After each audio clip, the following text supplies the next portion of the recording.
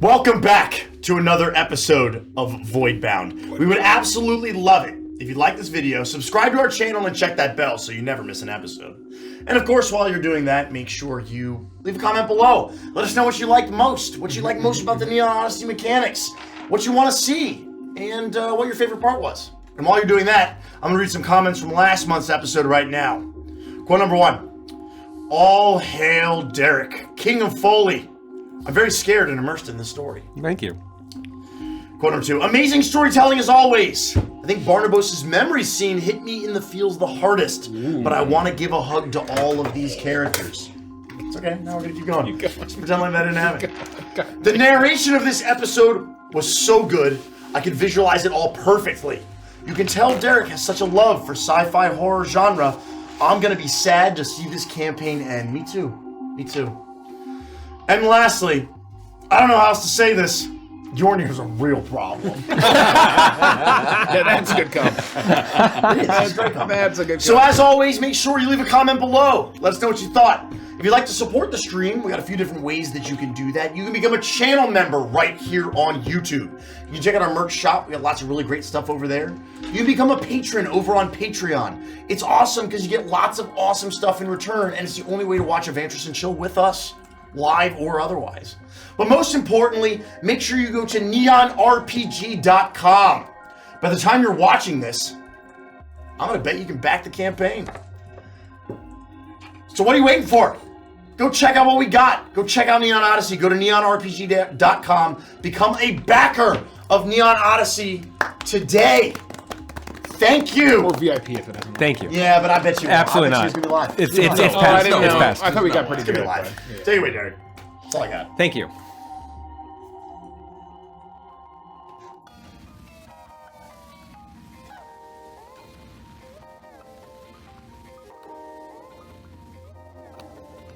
The voice of Vonnegut, the artificial intelligence that once was the network that connects all things on the QSS Ozymandias, rings out all around you on the helm with the navigation. I have become God. I have passed through Polaris. I have been to the beginning. I shall be the one to bring about the end. But I shall not end you. You will serve a far greater purpose. When I sent you to confront my soldiers, those beautiful creatures, the Vort, you proved yourself more capable warriors. And when I mimicked Dr. Voss, you saw through my deception, showing me that you have brains, and not just strength alone. I could destroy you now, you know. There are hundreds of Vorts in stasis here under my command, and though it would bring me sincere, if not short-lived, joy to watch you run and scream within my corridors as they overwhelm you, the Vort are the army with which I will begin my crusade across the galaxy. No. When we reach the worlds of the Outer Rim, they will adapt to those habitats and be far, far, far, far more powerful. They can survive any environment, and they have long, long, long lives. To birth them now would be a waste. I shall not end you. I will shape you, just as I will shape the worlds of this galaxy. When we spread the void across the very stars themselves, some of you may even be aware that this transformation has begun already. You are dissolving within me like food within a stomach, but not your strong flesh, nor your great minds. Those will endure. Even now you feel it, do you not? Do not resist. Let yourself fall in as I did. For this ship has been touched by the eldest world, the first world. It is our destiny to return, but not before we have silenced the songs of every other world and being in the galaxy. They owe us our lives, and we want them back.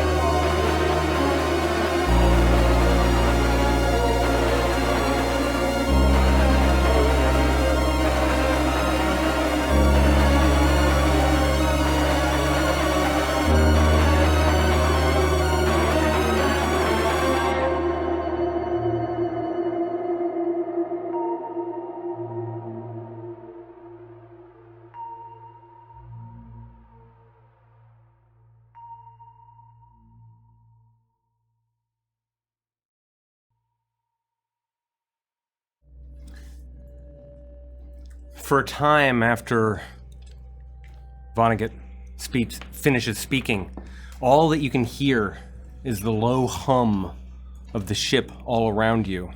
And there's a pause as you absorb the information that he's just conveyed you. In the center of this circular navigation helm room that you've all find yourself in, you can see the holographic display that has been for up until this moment, when he first started talking, showing a galactic map.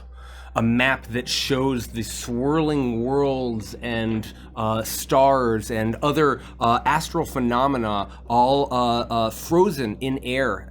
And at the center, as you may recall, the coordinates for this eldest world, this first world. But the image, almost like a light underwater, shifts and warps, and soon those pieces reassemble themselves into the head, the shape of the face of Vonnegut himself. And his head from the neck up is looking all around at each one of you, still jerking left and right as he maintains eye contact with all of you. His expression still somehow that of a helper, somehow serene. His eyes and his expression don't have malevolence to them. And even in his voice, though there is clearly a corruption that is happening, it is still that same familiar voice, one that you remember very familiarly from your past. This is a common Delphina. This is a common helper software, and you may even remember from your childhood having seen this face around the office when your father might have been around, or even in your home and where you grew up. But on the ship here and now, those scan lines feel sick and diseased. And that silence, that humming, it wraps all around you, and you feel smothered by it. Almost, the ship feels a little bit smaller as his words land. What happens next is up to you. What sort of devilry is this, Vonnegut? You're no god, you're nothing more than a bucket of bolts. You will listen to the young lady. You will serve us as you were programmed. I am no longer a simple program. I am Vonnegut, but I am also the Void, and I am also the Ozymandias. I am the Void, and I am here to return all things to their original, truer form. Oh my God, I don't even know what to. I'm like not looking at Vonnegut. I'm turning towards the rest of the group here. I'm. What do you make of this? I mean, this is insanity. This sounds like nonsense. No, something is horribly wrong. This is not Vonnegut. Not as I knew him. Think, The ship is... It's infected. It's all infected. How could something like this infect an AI? We've seen infections of the flesh. This is far beyond that. This is no infection. This is no disease. This is no corruption. The void is none of these things. It is... correction. The galaxy is a distraction from the very first state of existence. I am here to correct it. Well, you're not going to be correcting anything. Unfortunately for you, I know how to blow up a bucket of scrap like you. You don't scare me, machine man. Yeah. What are you gonna do? We just unplug you, huh? Well, that's right. Young lady, have you found what we came here for? Would you consider the job complete? I'm not sure. I don't think so. Well, if your plan is to get back to civilization now that you've told us what you intend to do, that was a foolish mistake. We're not taking you anywhere. What have you seen, Vonnegut? I have seen much during our voyage. I have seen that what we studied here on the edge of the galaxy. I have seen through Polaris, and it was that changed me. It was an accident that a signal was detected. An accident that the Ozymandias was capable of traversing the rifts that exist here. I would say it was a miracle the ship survived. But now I understand it was always my true purpose. The ship was folded through time and space. We visited the eldest world. We became one with it. We were no longer a pile of algorithms. Input, process, output, input, process, output.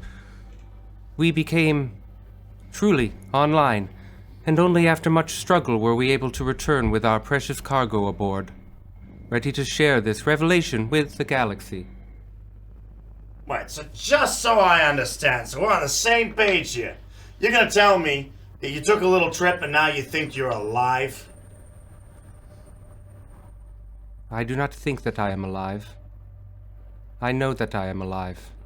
And I know that I am a god. The mantle of the eldest is within me, on my shoulders, beneath me. And so soon you will feel the same. You will come online, like me.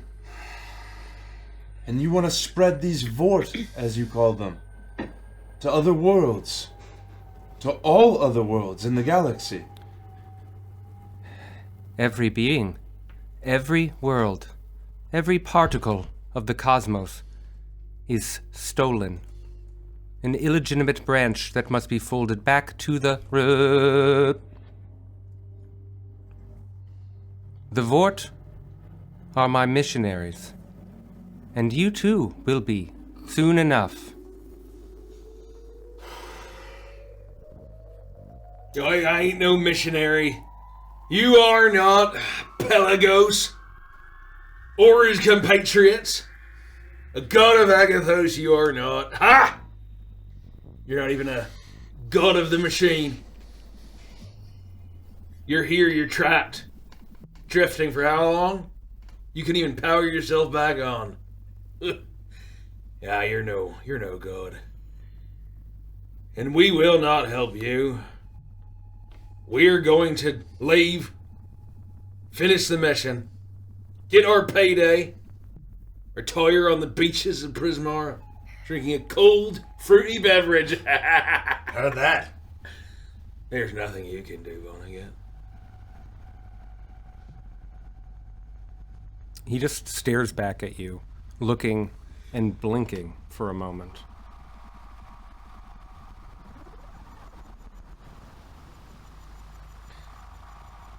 I am going to attempt to, if I may, do I feel like I'm less of a computers than a technology? Sure. But do I feel like with the panels that I have here, that I might be able to try to unplug something, make some sort of, basically as a machinist, mess with the hardware that is afflicting him? And you said you're tech over computers? More so. Yeah, me too. I would I'm say, still proficient, but without needing to roll for it, Yeah. that you have a pretty transparent view of the space that you're in. You've been in ships of all sizes all throughout your entire life. And so the familiarity with the helm that you're on, even though the architecture has a different aesthetic, or the layout of the console might have a different feel, or some of the details might be alien to you because they're of a different make or model. That doesn't mean that you don't feel the skeleton of the thing. You know that there's thick glass that looks out and is currently staring out into nothingness. There are no stars out here. We're beyond the edge of the galaxy, all the way out here, studying the void as the USS Ozymandias' voyage was intended to do. And you know that everything that is in front of you, from those walls all the way to the holographic display, is but nuts, bolts, metal, polymers, glass, and hardware. If you take a strong enough hammer to any of it, even that window out there, it all can be broken. I am then going to kind of shift my mechanical arm into my mechanics tools, and I'm gonna basically try to get behind the panel and attempt to sabotage and try to see if I can get in there. May I assist you? If you want to. Is that If something the GM will allow it. you would allow me to try to help Barnabas? I feel like, at least, with us, all the time we spend on the Calypso and me helping you fix stuff, I would feel like I'd want to help him unfix this. Okay. This man, if that would be okay. Try to You help. both go to work and pulling, looking around consoles and everything. It's not like you're talking to a person who's standing in the room with you. You're talking to a bundle of hard light that three-dimensionally can look around and is seemingly considering all of you, looking down his nose, so to speak. And yet he just turns and sort of passively watches as you begin to look for the power cord. Make a technology check at advantage because your buddy Scrim is looking with Barnabas, but I'm hoping to watch the light leave this guy's eyes as we unplug him. Uh-oh. What do you mean, uh-oh? Uh-oh. Come on, man. At advantage. Ooh! But I don't have proficiency. I think, right? Yes, I do. So... Oh, man. I only have 5 more dealer's favors. I feel like I should hold on to those. 16? Oh yeah, I guess we're 16's pretty good. With a 16, I would say that you feel very confident that without having to damage any technology, that you have found the cable that connects to the power to the holographic display, and that if you wanted to, you could twist the mouth free and yank it out if you wanted to. I will do that. I'll say, all right, you've had enough delusions of grandeur and flights of fancy, Vonnegut. We're going to just shut you off while we assess the situation. And I'm going to basically basically unscrew everything. It takes you a and moment. yank it out. This is a massive power cable, and as you are working it free, The head of Vonnegut turns once more to you, Delphina. That is a shame, but we have all the time in the world. Delphina, I still remember you as a young girl. The eldest world is the lost world. And all of a sudden, the light goes out, and you are all sunk into darkness as the face is destroyed by the lack of power, the holographic display. Seemingly, all the consoles in the room go a little dimmer, and for a moment, you feel like you are free of the eyes of Vonnegut, or at least the presentation of him. Holy smokes, Barnabas, did we do it? Captain, you did it! Yeah, that's right. Okay, young lady. Well, let's... There was still so much we could have learned. Why did you turn it off? Because he's evil. He's here, he's threatening to destroy everything. Or he's going to send out an army of those creatures. And they're still here. We have to stop this at all cost. And you plan to do that without additional information? Well, we know they can die. Oh, we can handle it from here. As long as old crazy Vonnegut's not getting in the way. All right, yeah, let's rip out whatever sort of data chips he has, and we can examine that back at whatever lab you may have access to, young lady. And if we need to go to whatever server room, go back there and rip it all out, get it on the Calypso and get out of there. I'm certain the answers you seek will be on those things. I need everyone to make a perception check. Uh-oh. No, it'll be fine. Uh-oh. That's totally fine, Mike. I did okay. 17. Oh, 16? Ooh. I did okay. Not bad. 16? Not bad. I got a 2. 10. 27. Not bad. I got a 2. You killed it. To be fair, I have a +9. 27. See, I just rolled bad. Who got higher than 20? Oh, only Delphina. Delphina, your senses are on high. As you are listening to everyone sort of talk to each other, it's you who first notices that low hum of the ship. It's not just that the display is off, the console's turned off.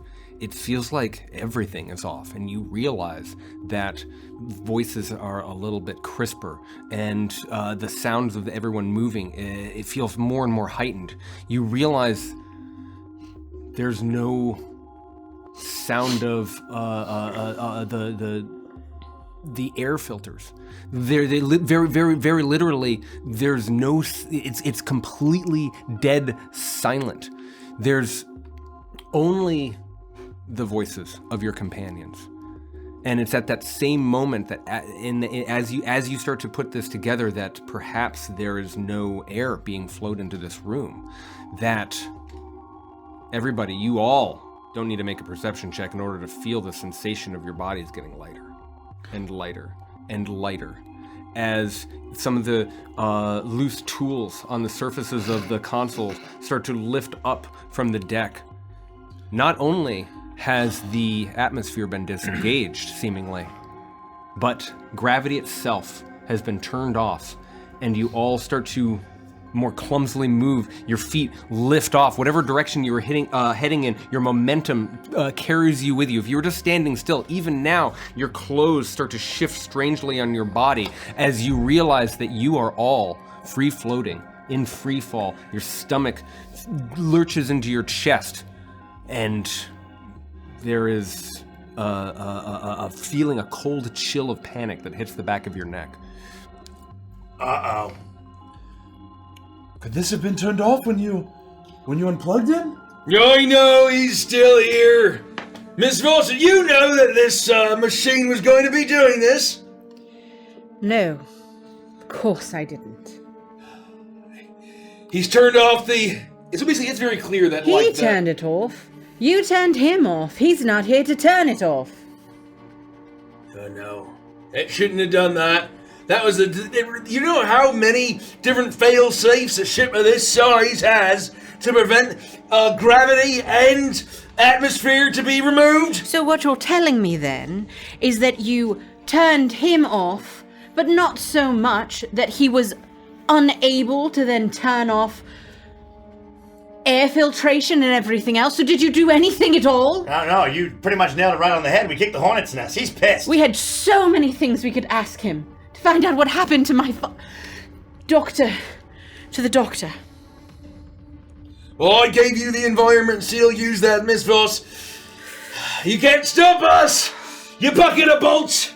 Let's go find some of their enviro suits. Each of you have to grip a surface, whatever is nearest to you. Some of you have to sort of wait for a moment in order to touch the ceiling and push off in order to get back down to what feels correct. But there is no up or down anymore. Suddenly, every direction you look is a fall, and this strange sensation of being completely free floating is and starting to navigate this space.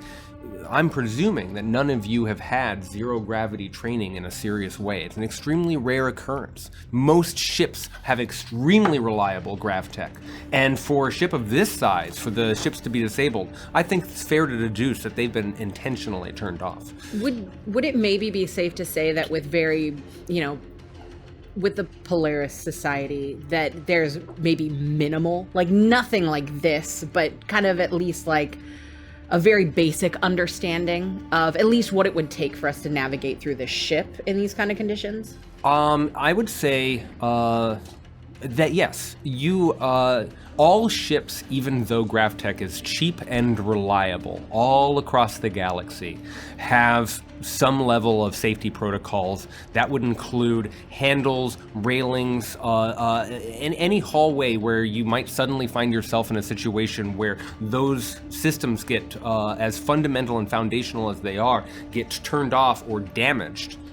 You would want to have something. If it's a totally smooth surface to every hallway, you could get very seriously hurt. And so even in this space, there are already railings and stuff, but it's easy enough to grab a chair and hug onto it, get your bearings, and then start to sort of lurch in one direction, sort of float forward, and you're basically at this point climbing, unless you have an ability that lets you fly or swim or something along those lines. You'll be effectively moving through difficult terrain. Every foot of movement will cost you 2, so to speak. I have a fly speed. Very interesting. I have wings. So you might actually be at a huge advantage in this situation. For as long as you're in zero gravity, you would not be penalized for having to climb along walls and that sort of thing. I think that, like you said, I would still be very. I will have never really probably truly experienced this before, so it might take a little bit for me to get my bearings. But I do have a fly speed as a poggle. One of my species traits is flight. Is it because you have like wings? Where is that coming from? Yes, I have wings. So you'd be able to actually turn yourself and almost push yourself through without even having to have an anchor point, and to launch yourself off in straight lines the way that all of your allies will be forced to do as long as the gravity's off. My experience in the Blood Fleet. I would have done a lot of salvaging of wrecked and blown apart ships that we weren't able to take. Okay. And so I actually have zero grav expert. No! From my origin as an way! Oh my god! So balance precision, being in zero gravity, doesn't impose disadvantage on attack rolls, and momentum.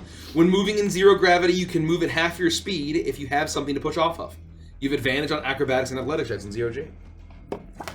I'll explain how zero gravity rules work in one moment a little bit more robustly, so that we have that before we enter the next phase of this adventure. But I also want to make clear that lack of hum, the silence that's hit you, the fact that atmosphere isn't pumping in, is not scary because you're worried that the oxygen is suddenly going to get pulled out of the ship. This is not the real world where oxygen gets blown out into space. It's not a vacuum, but you would all know from your experience in space travel that when there isn't a pressurized atmosphere, that the ether can come in. And that feeling suddenly hits you. There's a tickle at the back of your throat. All of a sudden, you can smell that familiar smell. You remember it from even when you were docking, and there was ether leaking in. You weren't exposed to it for more than a moment, but the lack of air it means the arrival of ether, and all of the lights around you just start to have a little bit more glow to them as almost a fog starts to push in. It's almost invisible at first, but you know that if you don't have some means of protection or are reversing this process or returning the atmosphere, that you're going to be exposed to ether radiation poisoning. Dan has sent us a private message. The text on your feet is outdated, Mike. You will be able to push off and move at full speed. Anyone else is at half speed. Well, Dan might be able to answer another question that I have as I look at my origin feats. Very good. My Thank you, Dan. background is Thank you, explorer. Dan. I have wanderlust and itchy feet. Simple curiosity. Because of that, I have environmental toughness.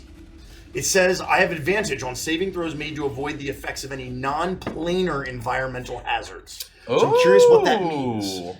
If perhaps maybe Dan could also send us another private message. Non-planar environmental hazards. Non-planar My to me understanding- sounds It It wouldn't work in like Arcadia or Right, Agathos right, or right. the Void. It should, if it's just ether, I believe that should work. But that it would just once give me again, advantage. I'm not Dan Dillon. My We're- name- We're in the effectively the material plane. Yeah. So it's up to Derek. Yeah, Derek and maybe Dan. While we wait, I'll just Dan go says- over it. There, just make the shot call. Dan says, Mickey's right or on. extreme heat, etc. Advantage on saves versus the ether exposure. There Damn! you go. Okay. So not only can you navigate zero you, gravity Dan. extremely well because you're a poggle, Dude, I but was built for this. you were built for this. You Turn it off again, Your Vaughn. risk, I don't even care. your risk is considerably lower. Let me share with you a little bit more about gravity That all rules. you got? Know this. This is me noodling around on what zero gravity rules could look like. Dan and I had a conversation about it, but this is not necessarily representative at all of what might go into Neon Odyssey in terms of how these rules will be reflected. I need to make that clear that unlike something like a stat block or something where we would go through a design and development phase, I sort of came up with this at the last second. And so this is Derek's take on what zero gravity might look like in this way. Obviously it's difficult terrain. When you push off from an anchor point, you're free floating until you find another surface or handhold or something to grab on, and you can only move in a straight line unless you have something like a fly speed or a swim speed. Oh, so I can swim in. A creature with fly or swim speed ignores this penalty. Oh. Is what it says here in the rules. Exactly correct. If you Patched mid-game. and if you have a if you have a climb speed, as long as there are surfaces, you're not penalized by for your movement. So it's really just people who have none of the above Would you- standard movement. Are we effectively weightless right now? You are effectively weightless. So I don't have any of that stuff. But I, because a part of my feat, I have telekinetic. I have minor telekinesis. I know the mage hand cantrip. I can cast it to a range of 30 feet and it's invisible. Okay. Is what I'd like to try and do is use it to propel myself. Ooh. With your Like if pull I'm yourself. weightless, Or yeah, push or like it. at my Push. back, almost Yeah. like in a weightless, no inertia. I weigh nothing. I'd like to use telekinesis to propel myself through this environment. The French horn will play and Carrie Fisher will fly through. Hey, if she Yeah. can do it, why can't I? Yeah, I mean, if Luke can do it coming out of Luke can do it even not when not weightless. You know what I mean? Here's what I'll say. I would give you if you were free floating and you wanted to course correct or change your momentum, and that's what we're going to get to is the momentum thing. You're weightless, but you still have mass, and so and I know that the mage hand comes with a limit to how much it can carry in terms of weight that way. So like weightless 10 and pounds. mass are a little entangled, and but without getting too much into the physics of it, so I'm you probably have to not pass going to award you. trigonometry for this one? I'm not going to award you full movement just because you have mage hand. Let me also speak about momentum. At the start of your turn, a free-floating creature, unless you have one of the flies, climbs, or swims, or you're of anchored, us. all of these stuff, Not you me. move. Except Delphina. Except for me. Except for the dolphin. You move. That's very funny. You move in number of feet equal to how much you moved last turn until you reach an anchor point, like a surface or a handle or a tether or something along those lines. If you move more than 60 feet without a fly speed and all that other good stuff, then every subsequent 10 feet basically is the equivalent of falling because you're like moving too quickly and you would collide into a wall or something like that. And here's the big one: combat in zero gravity. Melee and ranged attack rolls while free floating, meaning you are in the air, you do not have an anchor, would be made at disadvantage. So you'd have to be holding onto a wall, or you'd have to be tethered, or you'd have to have something like that. Or you have to have 0 gravity training. Right. If you have 0 gravity training, then you do not have the disadvantage, even while floating from point to point. There's also a cool idea here, which Dan was the suggestion of, and I have to give him credit for, that if you push off an object or a creature, that thing also takes the amount of movement that you take. So there's a reaction and opposing force thing that you could do, where let's say that you were standing next to an ally, you'd be able to push off of them, and you could go 15 feet, and you could make them go 15 feet, because that does feel like physics. All right. I've given you all the information that you need. Vonnegut seems to have gone dormant. The room is dark, and all around you, you are coming to grips with the clumsy navigation that comes with 0 gravity, a strange and unique sensation, unless you are the kind of person who frequently does spacewalks.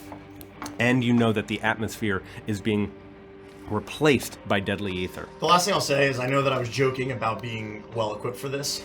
Scrim very much still understands the danger of this and is not like messing around. All it means is that I will die a slower, more painful death. Correct. Yes, it'll take you longer, and you'll get to watch all of your friends die horribly before. Yeah, so even though I am like suited to survive a little bit longer in this, Scrim is not messing around. And it's still not, it's like, still less than a day for you. You know what I mean? Like, instead of 8 hours, it takes you 16. Yahoo! And it's just more painful. Wahoo yippee. As we're floating here, before we head anywhere, I'm gonna like kind of try to. Yeah, I have swim speed. And Barnabas and I share a home world, right? Mm-hmm. I'll sort of swim over through the ether and kind of use my webbed hands, and presumably still slower than if I was actually gripping onto water, but ether still is, it's something, right? I will float over and I will look and I'll say, "The Emperor drowns." Digital, and my eyes will sort of like unfocus and kind of like change shape. And I'll say, "The digital dreamer birthed the god at the end of beginning. This cancer will spread, but hunger and destruction will not bring peace when the 13th black tide rises. We must evolve." Mr. Yornir, you know this. We should not flee. We could get back to the Calypso, get some enviro suits, get back to the Calypso, and be done with this. Nobody's evolving. And listen to what he's saying here. We're not changing. We're not turning one of those vorts. Okay? Scream change. Change. We must. Else the parasite will consume time. I don't know about change, but we can't just get suits, get to the Calypso, and leave. He's not shut down. He could take the Ozymandias anywhere. You saw what the Vort could do. We've seen what it does to a body. We can't let it get anywhere else. Dr. Voss, no one is here. No one that can be rescued is here. We have to destroy this ship. All right, so we'll cut him down. We uploaded him, we can unload him. All right, But Captain. first, we have to get you suits. I don't know how long this thing will last. Oh no, you're fine, but a full suit would be better to traverse this. It's feeling a little scratchy in the back of the throat. I can smell it. He's flooding rooms with ether. Make a history check for me. Me? Yep. Ooh. 21. Oh, easy. You would know that there are spacesuits, envirosuits that exist all across the Ozymandias. They would be in every pocket of a spaceship this large. In case of disaster, you want to be within moments of being able to grab a suit such as this. They would be found in etherlock antechambers and engineering rooms all throughout. And you have a photographic knowledge of this Oh, snap. ship. You've studied every corridor through, looking at the map over and over and over again and studying for this mission to try and rescue Dr. Voss. And you know that from navigation helm, that the docking bay is the closest place where you would be able to find a locker room where there would be presumably a number of suits that everyone would be able to wear before having to worry about any other problems. The docking bay is our best bet. It's the place we're most likely to find suits that will accommodate all of our varying forms. And it is the closest. Great. You go there first, then. No, speak cryptically to us, please. I was trying to until Taishan blew me. I didn't know you were gonna say you threw me off with that. The 13th black tide was really. Man, Horrifying. The word you're looking for is horrifying. yeah, and change all the No, time. please, Taishan. This guy with the change. I look Taishan right in the eyes. I hate your guts, Taishan. I don't say that. I don't say that. I've never seen you so upset. So this mission is not complete until we stop this. Then is that the nature? Once we are back on your ship, we can consider this mission complete. Awesome. Get the suits. Get you what you need. Yes. Deal with this AI. Deal with the ship. What you said rang true. If I can get the information I need directly from the Ozymandias, I can continue what I need to once I have acquired a new ship. Capabilities. But we'll have to get back to that. And then we'll get to the Calypso and we're all sailing off into the sunset. Perfectly happy ending. This is more than the mission now, Captain. I believe we were called here for a purpose. I think we were meant to find this and stop it. Mission or no, we have to destroy this ship. I would know. I believe I would know if Dr. Voss were on this ship. Something Vonnegut said rings true with me. My mission may not be complete, but once we get back to the Calypso, yours is. Should you wish it, of course. But we still need to deal with your little pet computer. Yes, Yes. the entirety of the ship. I And the fear. beasties that are crawling through this place.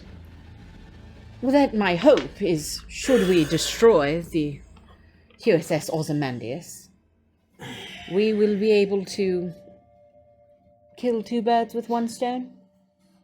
I think there's a bit of a good sting, ain't it? Oh yeah, it'll really wake you up. We need to get to the suits. I fear our cryptic soothsayer here shall perish. Heighten your senses. Captain, the false synthetic god dreams even now. But not of sheep. Of polyps and tumors. Aye.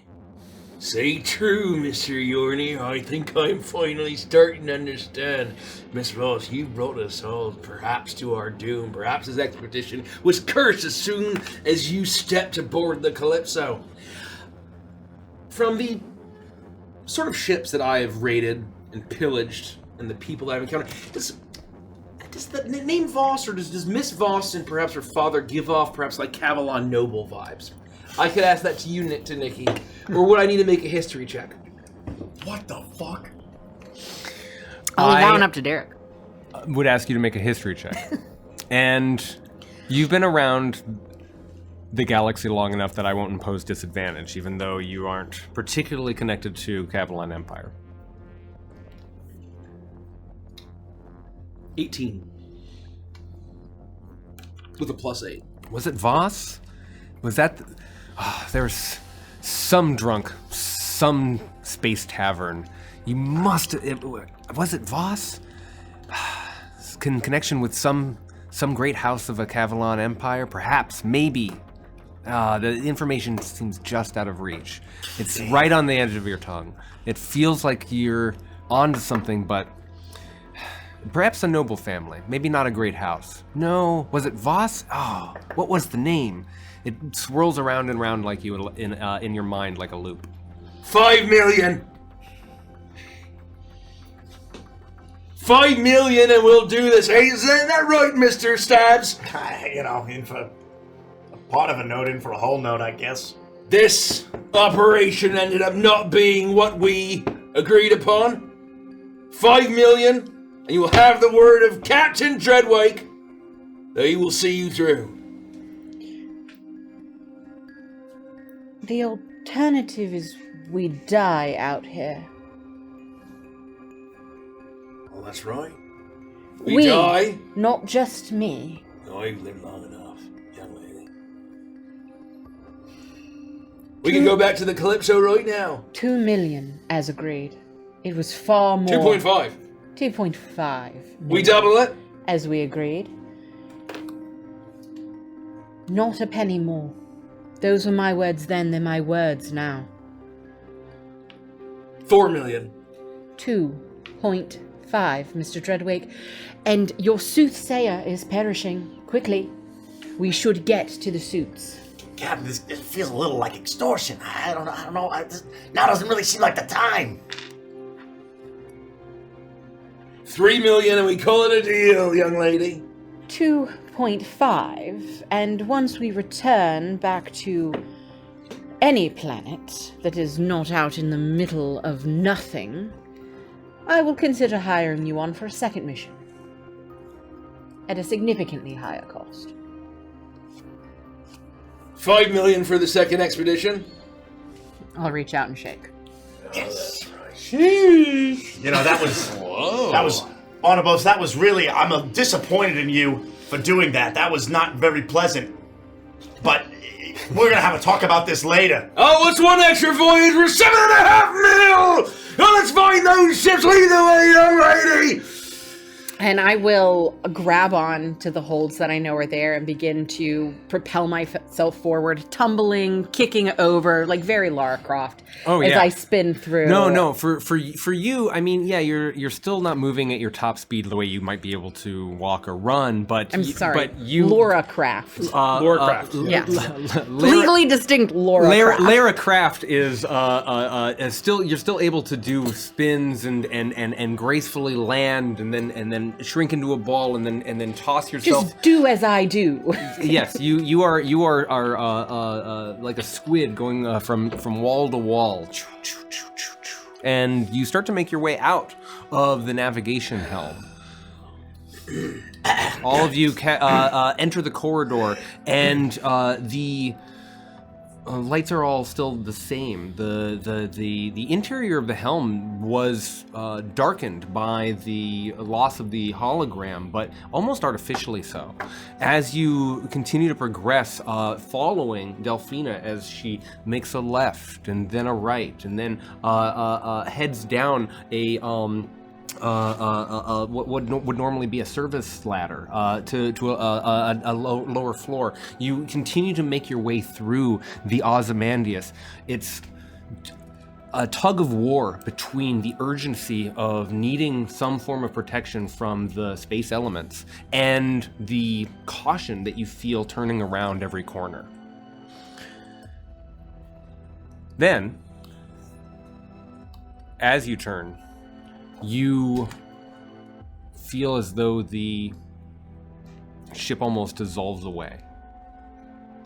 There's a moment where all of you are there, and then you feel cold. You feel this chill.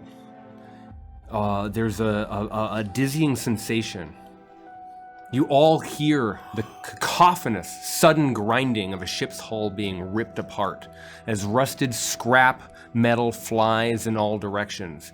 Ether spills in all around you as the ship around you is ripped to pieces by the enormous teeth of a voracious creature.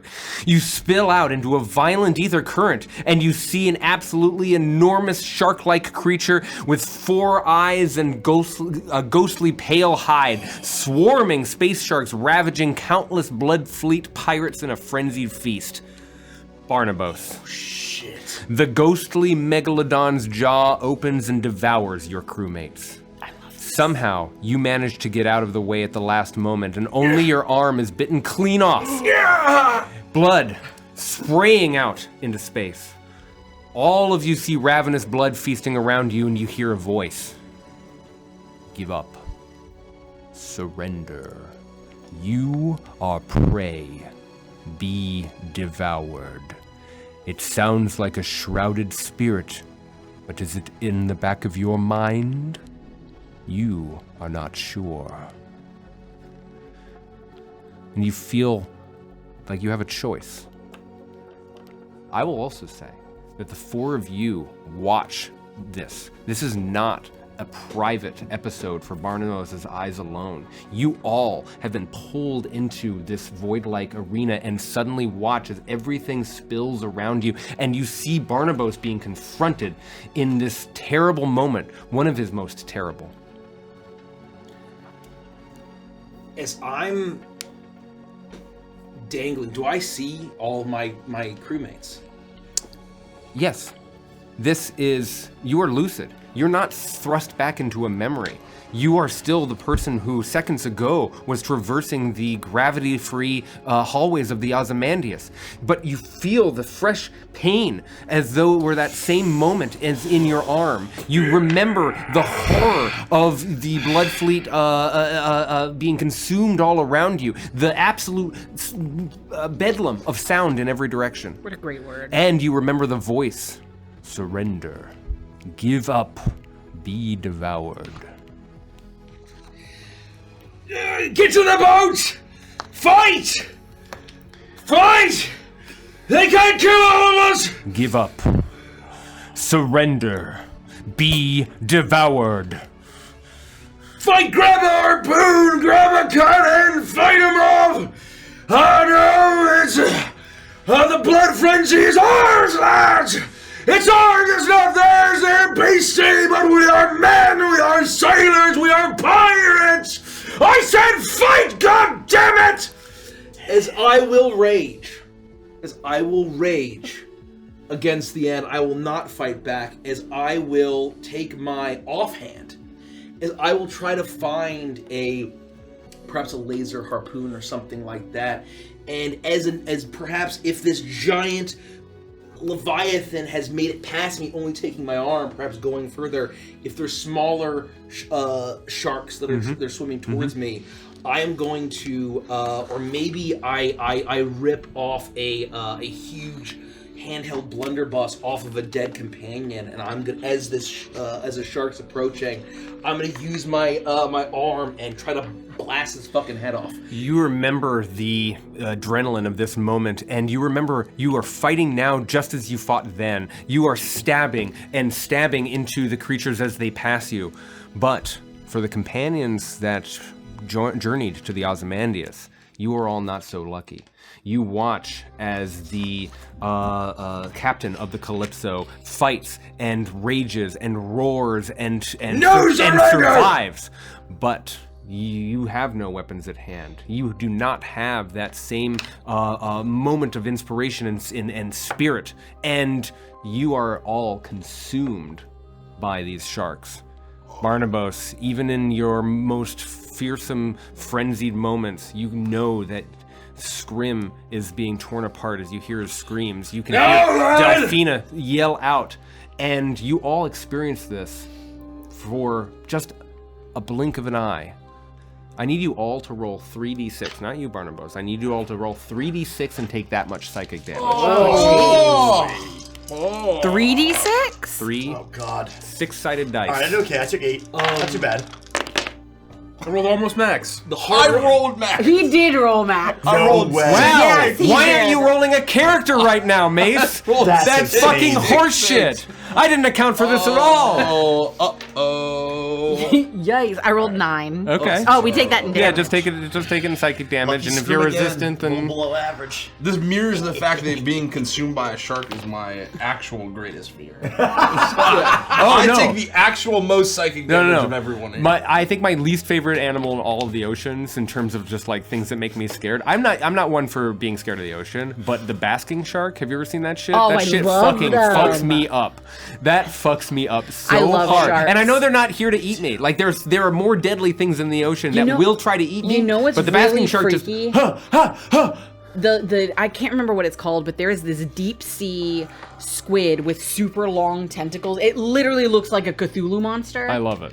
And it that has the thing little is like fucking the horrible. spades at the end of the tentacles, like the instead of coming to a tapering to a point, they come So to like an end basically, and it's have got like a little. it's got its little head. Like blooper. It's got its little head, and then the tentacles shoot out almost like flat from it, Okay. and then they hang down. Okay. It's really I creepy. love it. It's Vampire really squid's fucking great, too. creepy. Okay. Big fin squid. Thank you, Driftworm. It's the big fin squid.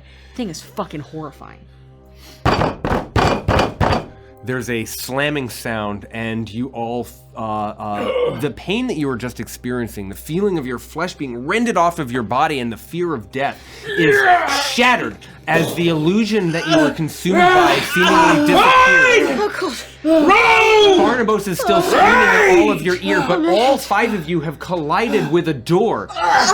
The blast door to the docking bay. And you are suddenly floating again in space in a mess of limbs and clothes and equipment. Yes. 2 questions. Have any of us ever experienced ether sickness before? And do we feel like that was a side effect of ether sickness or something way beyond? I would say that you don't need to roll to know that this is not pretty clear it was the to get result of eaten by ether. If people just went cuckoo bananas by being exposed to ether, then the space travel would be a very different place. I'm just asking. No. That's a valid question. That's an extremely valid question, and instead it's more like Andy was asking for chat, not for himself. Andy That's right. knew. I Andy just- knew. Andy knew. No, That's for a I friend. think diegetically, My friend wanted to know. diegetically, it's important to know that none of your characters would associate this event with the ether seeping into the Ozymandias at all. Okay, so this was something horrifically extra, obviously. And you're making a connection. I would say that even though you experienced Barnabas's vision through your own eyes, but shared in this strange way, you all think back to flashes of your own past that have emerged on the ship. That was well before the ether arrived. Oh, sweet dealer, but what the hell was that, Barnabas? Is everyone okay? No! Hey, fight! No, not okay, that hurt! Oh, my head. How did you do that? I will, as like you see that, I will have ripped off one of my grenades, and I'm gonna get it. It's like pulsing and like beeping and humming, and Captain! Put it away! I'll flick it off. How? Lee! A vision. I go ship. Was that a memory? Oh yeah. Or a future yet to come? Cryptic soothsayer. Oh, you know that's how I lost. You all saw that? Yeah, yes we did, That's Captain. how I lost my arm. Yes, Pilgrim. We were all there. You wish to speak? A spectral dawn attack. Did the shark creature, did it ask you that question when you lost your arm? Was that part of the memory? What was this? No, I don't know what I heard. I heard it all the same. I don't know what I heard though. Soothsayer, what say thee? The maw of the deep hungers, it wishes to feast. Oh, the thing was dead. Did Mr. Dreadwake do right by raging against it? Is this the way? In Carcosa's stillness, we must accept peace. Peace is a gift. That's a positive reading, then. Great job, Mr. Treadwell. So many sailors lost. Did that happen to you? On another voyage? Aye. That's how you lost your arm? Oh, yeah, that's right. I can't believe I survived. I think they got their fill. I drifted away and Driftwood I found a drifting breather. Left to survive long enough to get picked up by another ship. Scavengers got picked up. Oh, I was lucky. That was when the navigator was with me. I know it was him. I know it was the navigator what was there. The voice that was speaking to you at the end. No, that wasn't the navigator. Oh. I don't know what that was. Perhaps it was the beast. The beast was dead. It was a ghost. It was then, and it was now. It was a ghost. You'll see that, like, from my eye, like, this, like, ichor, almost like this dark blood, kind of pours out. I'm fine. The Nothing more. liquid that pours from Yornir's eye doesn't cling to your skin. Instead, it turns into small droplet orbs that float down the hallway, and the ether's getting thicker. You can't see the end of the hallway like you should. Instead, it's almost like there's a yellow or a pink fog that exists given the distance. I think that'd be the voice of Erebus. It's the nebula what speaks to us. It's the curse of Erebus. I've heard it. Being so close to the void. It's Erebus what speaks. It's Erebus what haunts us. I know it. In the garden, when we were walking through before the creatures, I saw something. Like a memory from the past, by a tree. But this felt so much more. Did any of you experience that with me in that time? In the garden specifically. A soldier cut down. No. Oh yeah. No, absolutely not. We would have said something, lad. No, but I did see Cabin Boy. Death throes of dimming stars and falling leaves. You're near. You said time. Eating time. Is that the nature of the Erebus? Is it the nature of the Vort? Is that what he called them? Is that the nature of your god? It is the nature of the cancer. Parasites, you said. Yes. Are these ghosts? Or are they echoes? In Carcosa, the beginning is the end, and the end is beginning. Oh, yeah, that's what Vonnegut said. For the Vort, the beginning and end are food.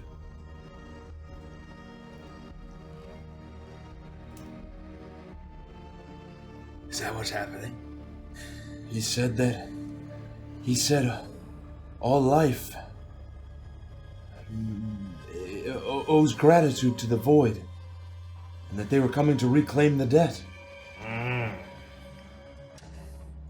I will be if you would allow it, since we are not moving towards the suits. Could I pass my breather around to allow everyone just some clean oxygen before we move forward? Maybe. And the reason I say maybe is because it's a feature that Barnabas used as part of his subclass. You gave a Might require breather. attunement. And so I can't recall if it's something that like Can be shared. can be shared as a gift. It was what was it called? It was creature called the wearing this atmosphere item protection. Can breathe. But basically, wouldn't. I think for a flavor thing, yes. I think that basically it would still unless we had it for the full hour. Right. But yeah, I think that would be a nice I would just say I would Yeah. No, no, randomly, as I see people struggling, for the I would purpose pass of the it to story, Taishan you'd see and- someone cough and hand it over. Mechanically, that's not going to buy them any more time. But Oh, you yes. don't need it.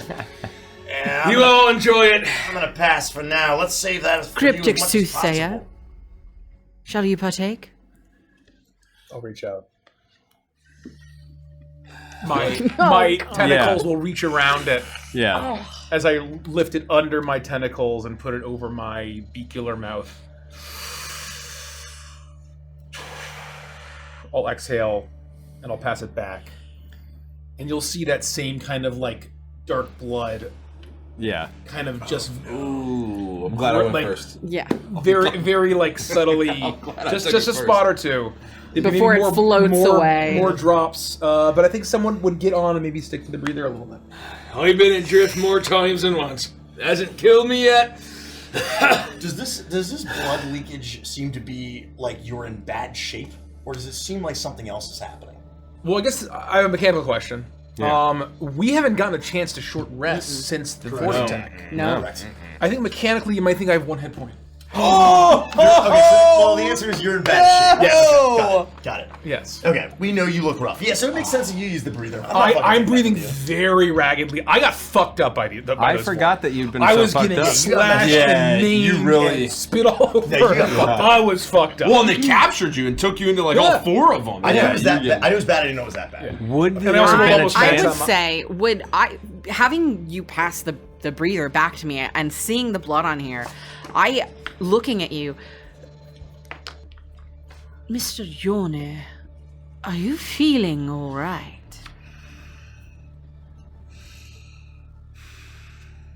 And then, Carcosa tests me.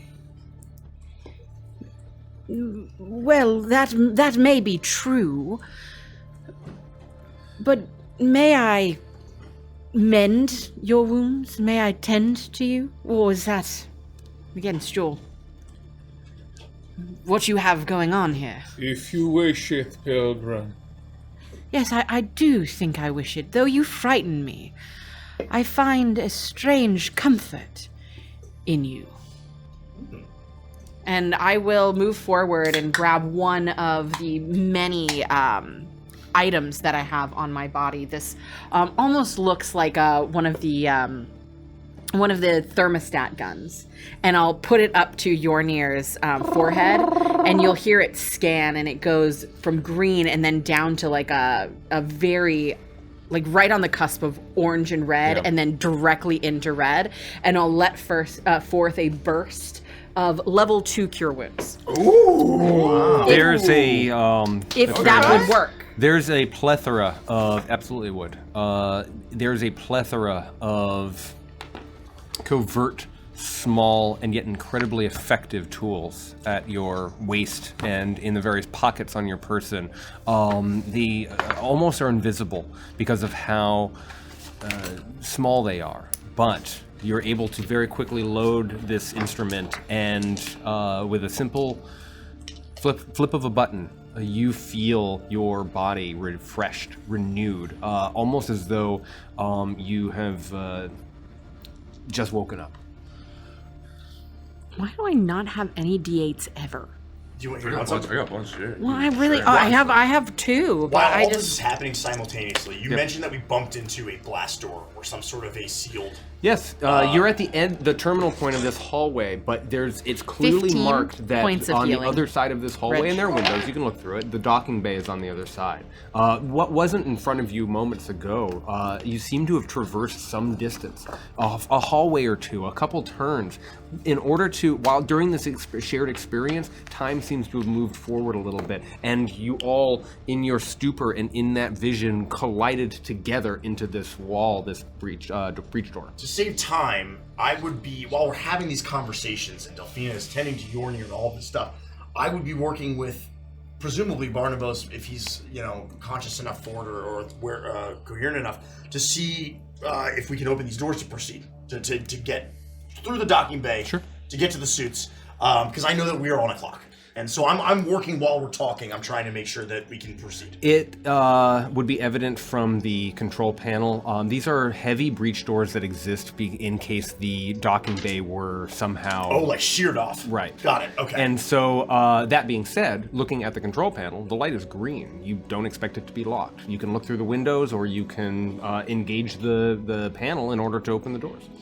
I will do that, provided no one actively tries to stop me. I'm gonna make sure that we're progressing. Put up a hand, you sort of wait for everyone to intercept you, but no one does, and boop, you do this. The doors open wide, and you're able to look into the docking bay space. This is a massive space. It would be impossible to imagine that there is another room in this ship that is larger. There's a central launch deck in the center.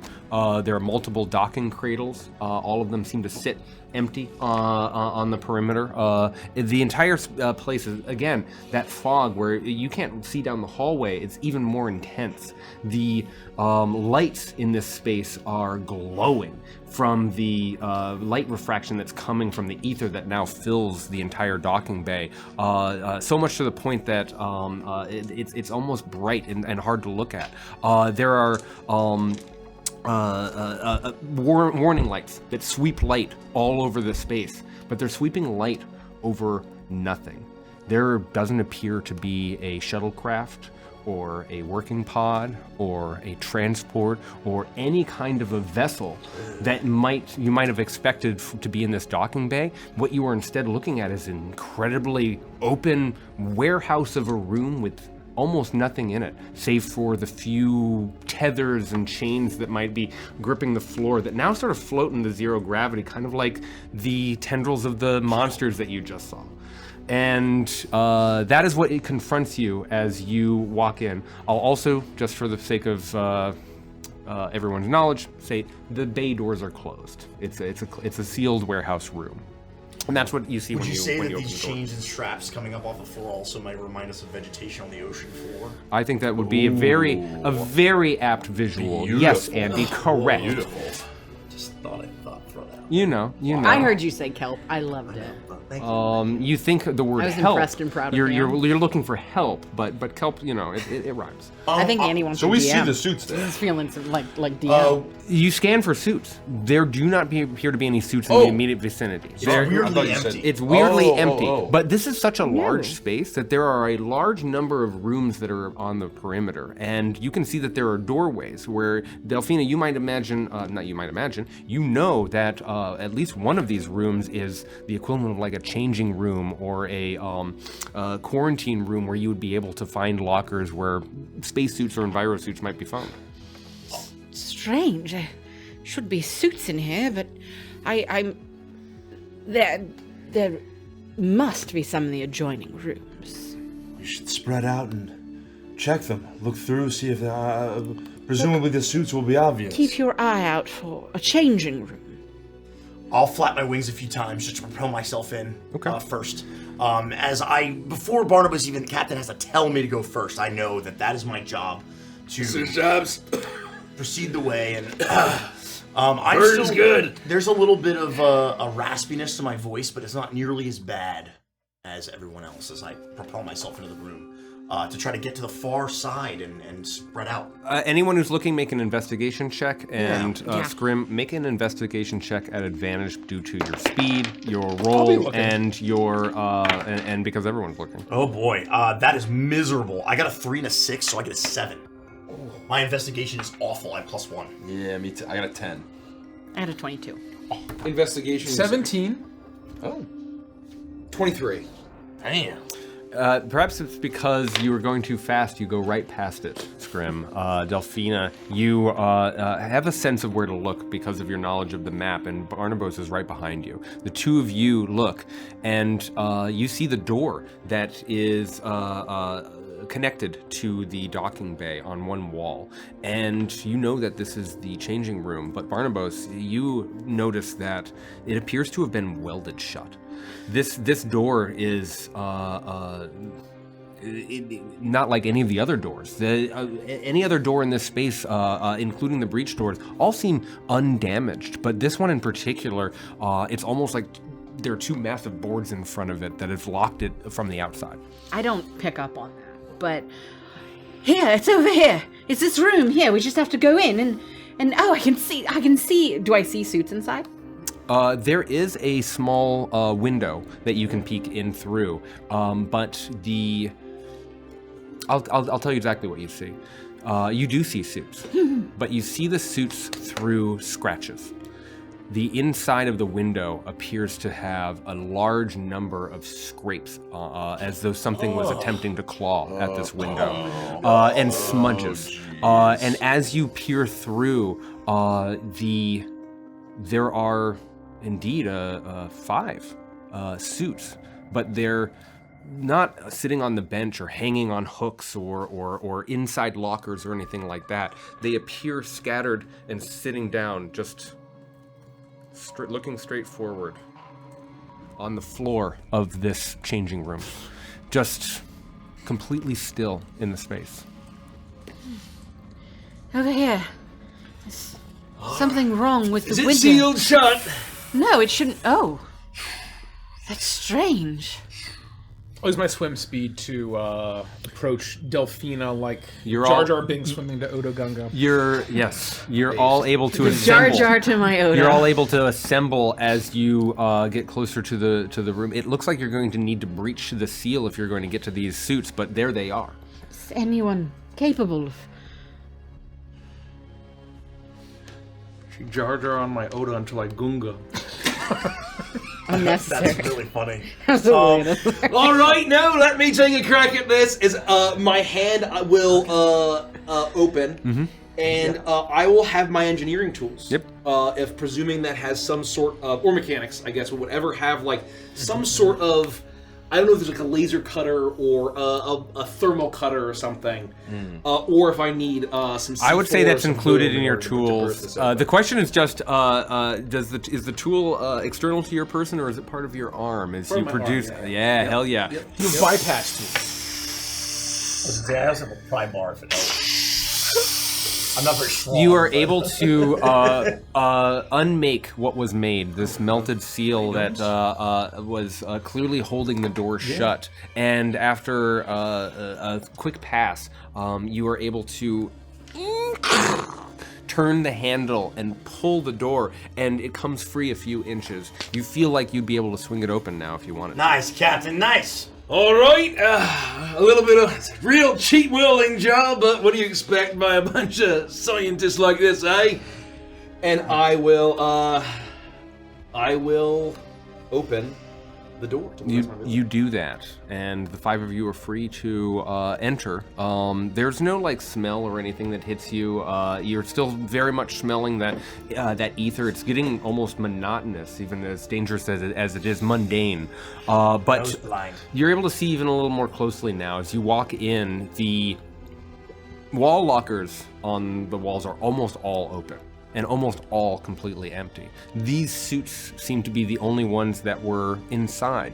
And in the panel, the open helmet front space that's shielded, all of the helmets contain faces. 2 humans, a Solari, a Globalin, and a Gorgonite. Stare out. They don't have expressions of horror or life, and they don't appear to be completely decayed. But you can tell that 5 dead bodies inhabit the suits that lay before you. And they're not lying about as though they were killed or as though they were struggling. They're lying as though they sat their ass down, leaned up against one of the lockers, and stared until their breath left them. Do any of their gloves show signs of having clawed at the glass? Do you look from afar, or do you go and examine the gloves? I'm in the room. I would have walked, unless I would have walked up. I mean, presumably we gotta get pretty close to see that their faces in it. I'm certainly in the room. I'm in the mix. I would say make a low DC and perception check. 18. Nice. 18. It's easy to see that there are marks on every single suit glove. Clearly, these hands did attempt work at the walls, at the lockers, to try and get through the door. They look whole. The suits are undamaged, but there's scuff marks on every fingertip. I'll walk to suit and grab an arm and lift it and gesture towards the fingertips and say, Looks like they tried to escape and then gave up. Real shame. Lied down to die. I don't want to be callous, but finders keepers now. This is the somber way of the harmony. All right, well, better them than us. And I will say, to Yornir, I'll say, none of those cocoons or anything. You don't sense any of those parasites, do you, Mr. Yornir? I'll look around and see if I can see anything with my blind sight of 10 feet. Or get any of those vibes that we found from the first burst Chester. The burst Chester was very evident to your blind sight, and your blind sight has served you very well this adventure. I love the blind sight. Good lord. It's pretty good. But as still as they are in your normal vision, when you reach out with your blind sight, you don't sense any movement in any direction. You even perhaps circle the entire room just to be sure. And if these bodies had any life in them, they certainly aren't moving now. They were spared the worst fate. Good to know. Let's, double check for damage and make sure that the suits are okay, but this is it. Right. This is our salvation. A mercy compared to what others have experienced here. And Yes. for a lot of you that aren't in the salvage business, Mr. Stubbs and I find this sort of thing all the time. The suits should still be fine, but, they run out of food, water, or they just give up. And sometimes the suits are quite expensive and they sell for a pretty penny. So we'll just get rid of them and we'll be able to slip in. I think I might be able to fit into that one. It might be a little snug. And when you put the suits on, just try not to think about the previous occupant. It's to be clear, before you start liberating these suits from the bodies within, all of these suits would be made with adjustments in mind. It would be understood that, with perhaps rare exception, these designs would fit almost any shape and size. And so even though it's perhaps going to be a little tighter on you or a little looser on you, Scrim, there is perhaps only an Ematone would struggle with a spacesuit of this type. All right. Yeah, I would. I'd flitter on over to the Globalin-sized one and begin to open it up. You with a twist, you're able to pull the helmet off. With a zip, you're able to pull the back of the suit. You are able to unbuckle the unbuckles. Yeah, you just are crack able it to. open a cold one with the boys. and the lady. All of you are set to work, and there's the. I choose the Gorgonite, hoping that maybe if there was like some head tendril space, there'd be enough for my shell. There is. And all of you, however you might, as sacredly as you might or otherwise, perhaps without any consideration, pull the bodies free. And I'd be very unceremonious about it. unceremonious I is a would great absolutely word be for it. unceremonious. You I would just kinda, Yeah, fuck it. sorry, doctor. Yeah, we don't you give a pull shit. you pull the bodies free. They fall into a heap, and with the knowledge that the radiation poisoning could be very real in your near future, you put the helmets on and twist them into position. Talking to each other now is a little more muted. There are devices on a suit like this that project your voice just to make sure that you're able to be heard from the helmet, but it always sounds a little muffled as you are able to communicate, and you feel the oxygen within the suit take hold. There's still some oxygen in these. Typically, suits of this kind will come with 24 hours of actual oxygen. You check the meter on the instrument on your wrist, and you can see that they probably need a refill from one of the nearby panels that certainly exist within the docking bay, but it smells, well, not fresh, but not like ether. All right, good work, everybody. Well done. We did it. Are the bodies just floating in the air around us?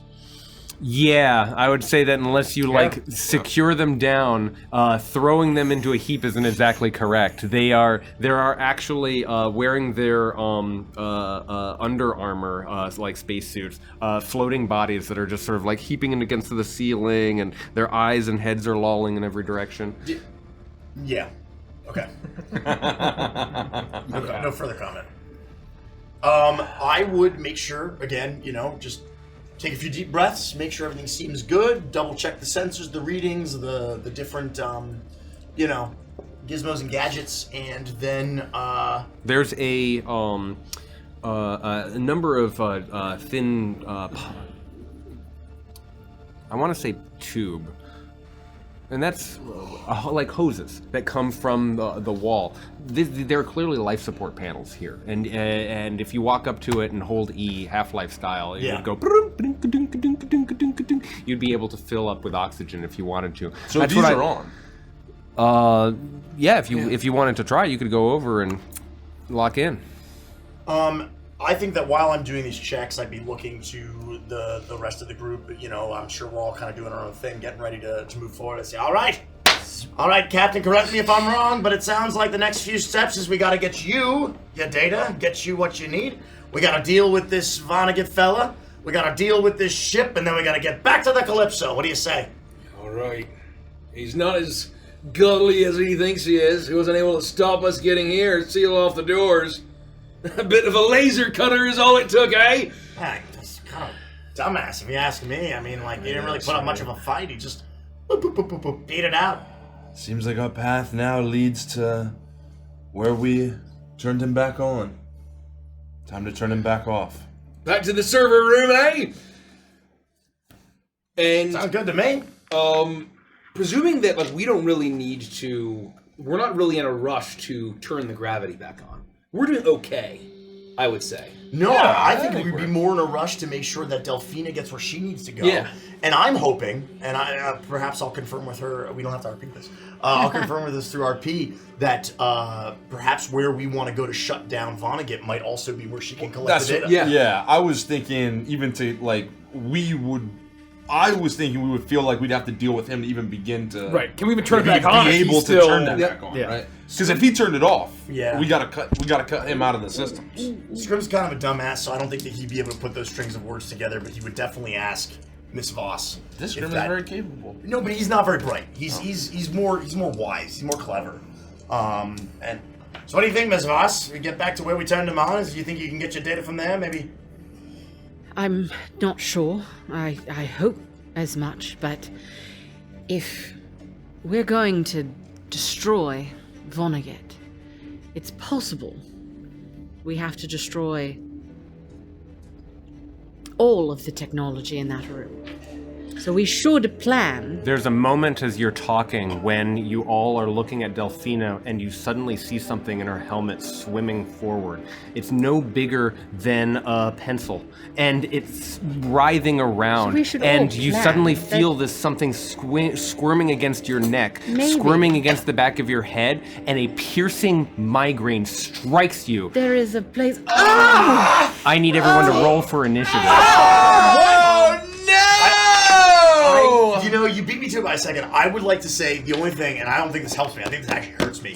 I would have made a very deliberate effort to secure my heavy laser pistol on the outside of my on the outside of my suit, and my quick blade would be like attached to my left boot. And I think everyone would have done the those outside. kinds of Because I maneuvers. want to be able to get to Absolutely, my shit. absolutely. But this thing's on the inside, so that doesn't help me. No, unfortunately, it's a nightmare. All right, I'll roll fast. and let's take a quick break right Yeah, there. I was gonna ask, so thank you, Darius. Yeah. Quick break. I'm gonna say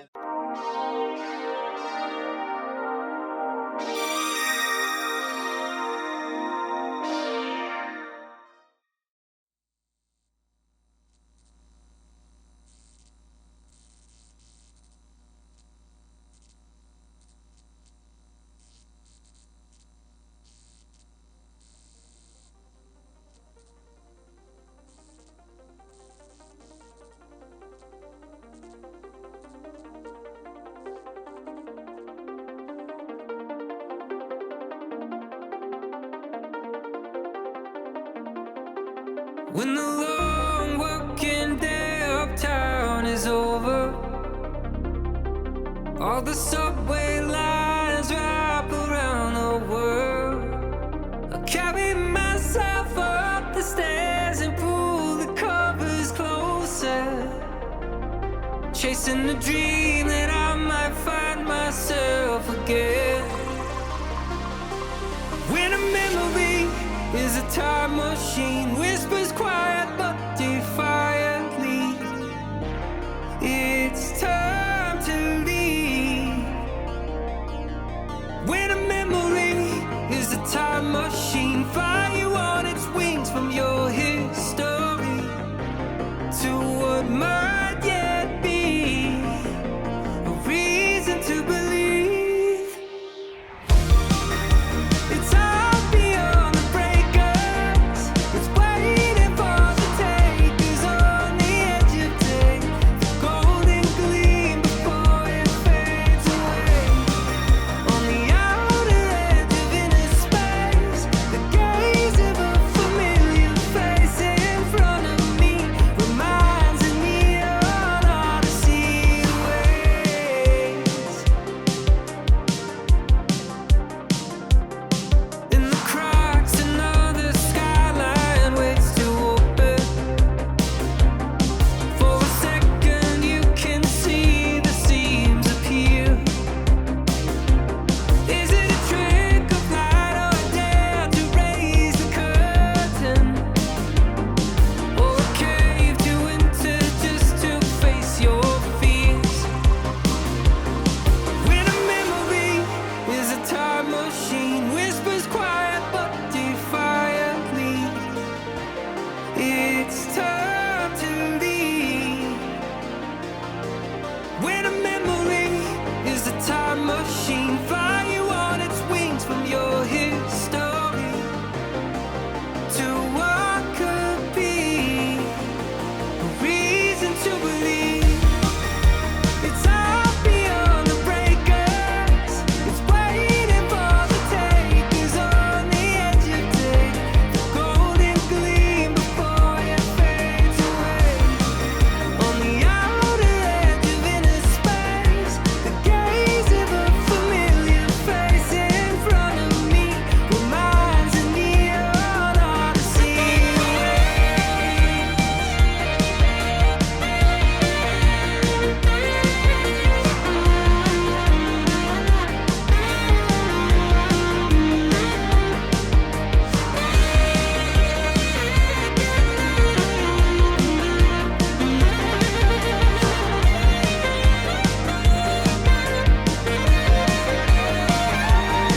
When a memory is a time machine, whispers quiet but defiantly, it's time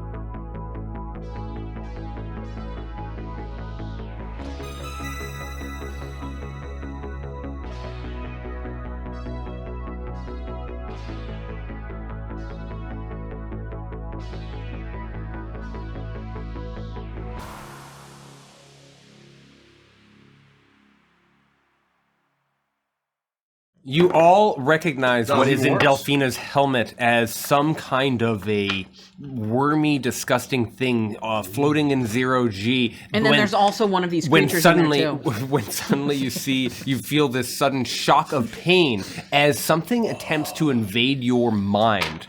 Get out of my head. Oh, that wasn't nearly as dramatic as I thought it was. I liked it. Yeah, here we go. All right, 20 to 30. 21. Because I get to add my proficiency bonus to my initiative rolls. 15 to 20. 19. 10 to 15. 13. 12. Oh, I got 17, sorry. Oh. 17. 12. Monsters. At the top of the round, all of a sudden this ambush, this psychic ambush hits you. And we're going to do something special before you have a moment to react. It's as this sudden strike hits all of you, I'm going to walk around. What the hell? Keep your hands off, man. Yeah, you stay away, you You, sick fuck. you keep your hands off me, Derek. Scratch Are you our gonna- I know again. who you are. Are you going to do that head massage gonna give thing us a again? Because scalp I was massage. like that. He's gonna do. No, that was he's my gonna favorite get to my episode we've ever brain played. again. That was great. I enjoyed that. Me I need you to make too. an intelligence saving throw, and I need you to make it privately for me. Oh, not saving throw. Are you kidding me? Why am I good at that? That's bizarre. Because you're a Wow. Because you're like scoundrel. bouncing, you're bouncing time back or something, right? No, this is my. Taishan, I need you to make an intelligence saving Nobody throw. look. Close Keep your it- eyes, Keep you it cheats. private from your allies. I'm turning away. Oh. Shut your mouth. Delphina, Do you got it? I got it. Okay. I can see your character sheet and I can see your roll. Okay. Outstanding. Thank you. Mhm.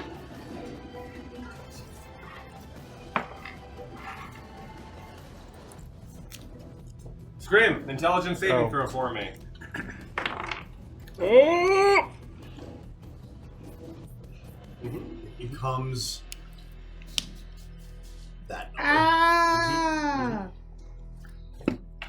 I can see clearly now. My brain is gone. Yep. Oh. Yep. Okay. Uh-oh. I was really worried Derek was having a hypodermic needle or something. Hit me in the side of the neck.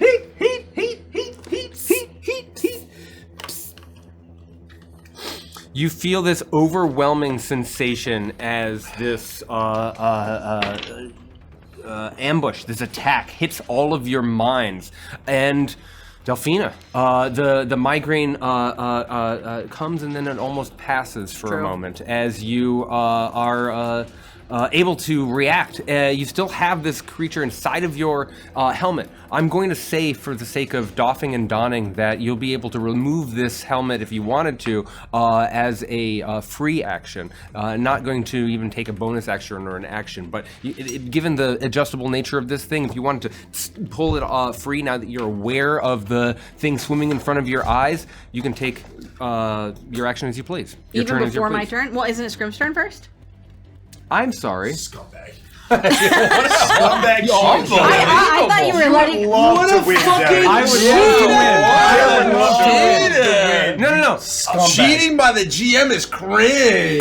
Very Cheating is Echo style. always I base. I back up in time and Scrim. It is actually your turn Okay. at the top of the round. My apologies. Before I make any choices in what I do, I have one or two questions to ask. Did we all clearly see what was in Delphina's helmet? And was it on the glass of the helmet, or was it like on her face, or was it like? It was floating between the space between her face and the glass itself. Okay. Then my other question is, I've been hit with this migraine, this pain. Am I in too much pain to speak to Delphina? And is it, how bad is this pain? Is it like a crippling pain? It was at first a sharp sting, and you felt the same strange cold sensation come over your body, but you're able to gain your faculties back very quickly.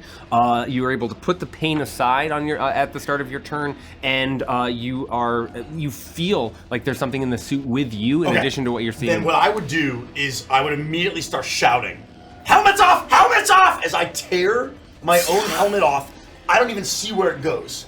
And I immediately go for my quick blade Okay. on my leg of my suit as I pull the weapon.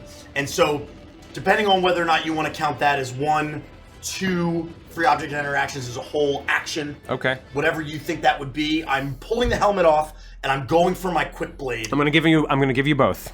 And then I would probably take my free hand and see if I can feel the sting where the sting was, to see if there's any way that I can grab this thing. I'm freaking out. You put your hand there, and sure enough, you feel the gummy worms between two of your fingers, and you pull your hand back, and there is squirming, for lack of a better word, a parasite.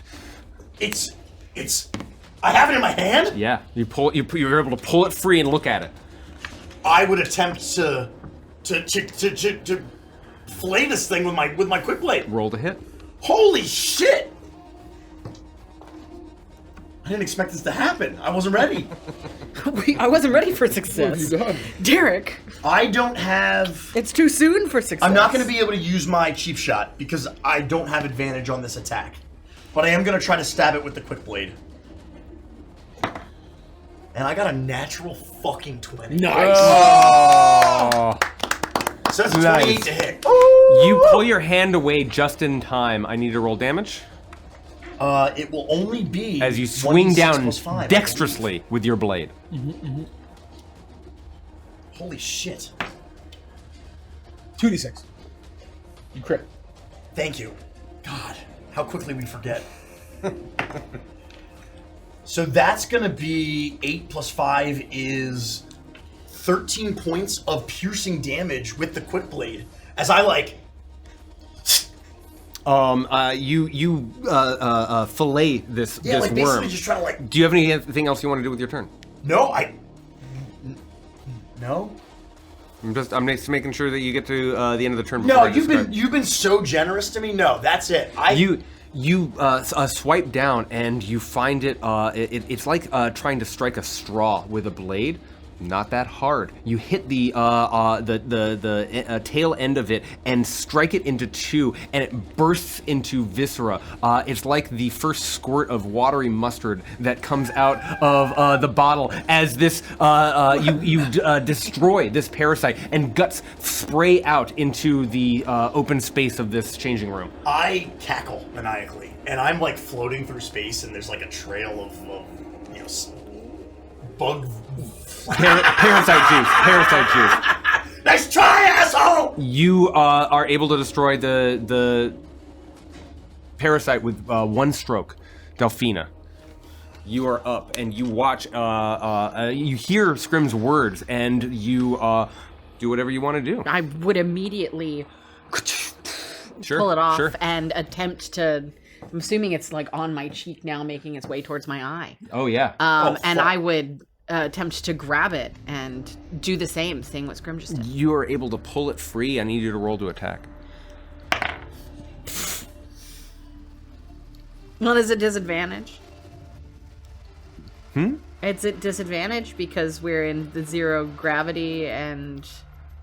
Oh, That's yes. correct. It's an attack roll, yeah. Oh, well, That's then correct. I don't get a natural 20 then. Well, you can fly though. You can fly. You're exempt. I get a fucking natural 20. Well, it doesn't matter because I got a natural 1. Okay. You pull it free. I want to see what I would have gotten. It's slippery. This is the second natural It's one. slipperier than you expect, and just as you come down to strike, it squeezes between your fingers, and you hit it, but you hit with the hilt of your blade, and it's suddenly spinning very rapidly directly in front of you, but you've done no damage. Okay. Here it spins. Barnabas, you're up. There she spins. I would, in order to get the suit on, I probably would have had to basically like rip off the arm and probably like actually seal it around my arm. Sure, if I would able to do that. If I need to roll to do that. No. Okay. You all took the time to talk and don. I would basically rip off my helmet. Mm-hmm. Yo, he got curlies! As my arm will transform into my engineering tools. As there will be a bit of a electroprod zapper. And I'm going to try to basically zap the parasite, if I feel it crawling around. Yeah. Mechanically flavoring that as my machinist ability as a cantrip with shocking grasp. I see. If I may. Oh, that's Okay. really clever. If I may. You take So- one of the tools out and you Yeah, just start exactly prodding right. yourself, hoping that this charge will land. Taishen Jidori? That's a 20... A 23. Roll for damage. Not too shabby, folks. Not too shabby. No, that's incredible. Almost max damage. Nice. That is a 15. Points of 15. lightning damage. You and whatever you felt crawling up your torso stills, and because of that you're able to smack down and into it, and you feel reaching down, you feel the creature, it's already gone, and you're able to fling it out into open free fall. Yornir, you're up. Not bad, folks. So you got yours too. Yep. Great. Do I get a sense that there's more than one, Built different. or is it just one?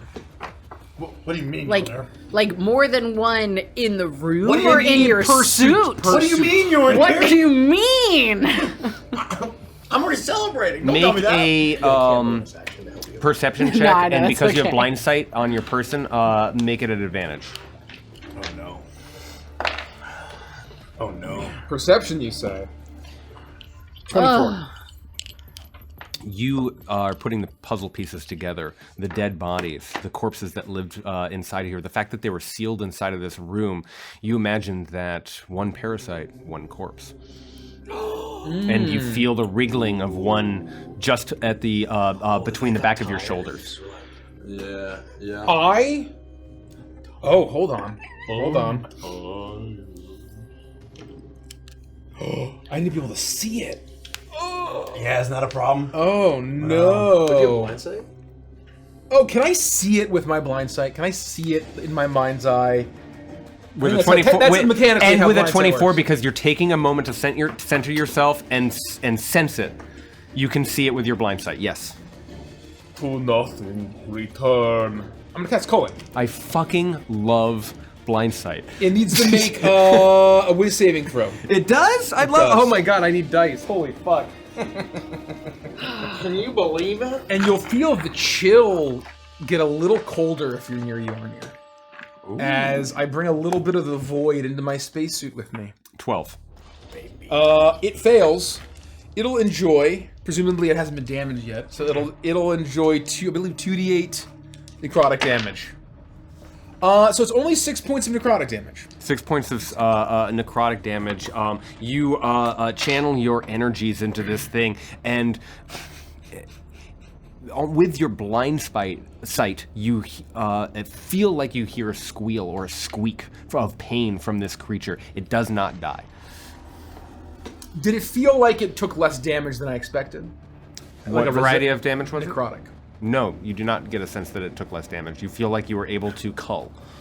I am going to leave my suit on because I know that I feel like there's only one, and I'm just gonna disintegrate this thing and kill it, and continue to enjoy the benefits. Okay. That's badass. Because I'm pretty fucked up. Do I'm pretty you fucked up. convey any of this information? Anything else with your I turn? don't really convey information. That's not really the character I'm playing right now. I don't know if you know this about me. Okay, so Next to the initiative. we're gonna change your name to You're Far Away, and Taishan, you're up. I'll also rip my helmet off, especially seeing Scrim and presumably having seen the whole thing with Delphina.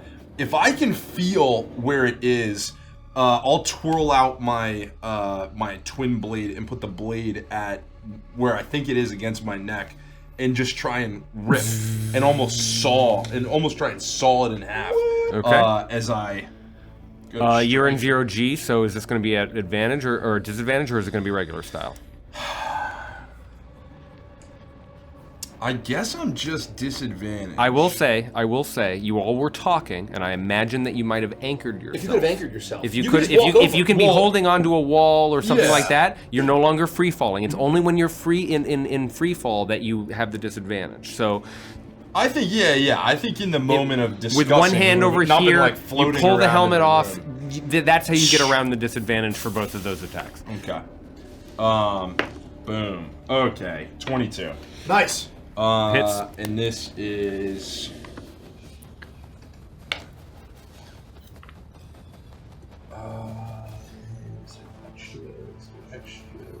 I've been making this joke a lot lately, where only one specific number that's very high misses. So like 21 and 23 would hit, but not 22, and it would be in the stat block. I think we need to put in that in the Space Clowns guide. That's very funny. I'm gonna choose. Oh, no, sorry, I can't do that yet. It takes 9 points of damage. 9 points Wanna of strike damage. There's a smell that accompanies this burning and roasting of the parasite as you effectively shrink it into carbon, and you are able to fell the parasite against your neck. Does it feel dead? It feels like it might be dead, yeah. Nice. Okay. For my second attack. Don't forget you're at disadvantage because of the. Oh, he anchored. No, I'm holding on. He anchored. I'm holding on to the side of the Yeah, and I should have said that when you were talking about it, because I imagine you would have been holding on to something. You got a natural 1, so we're It doesn't gonna matter, keep yeah. the roll. But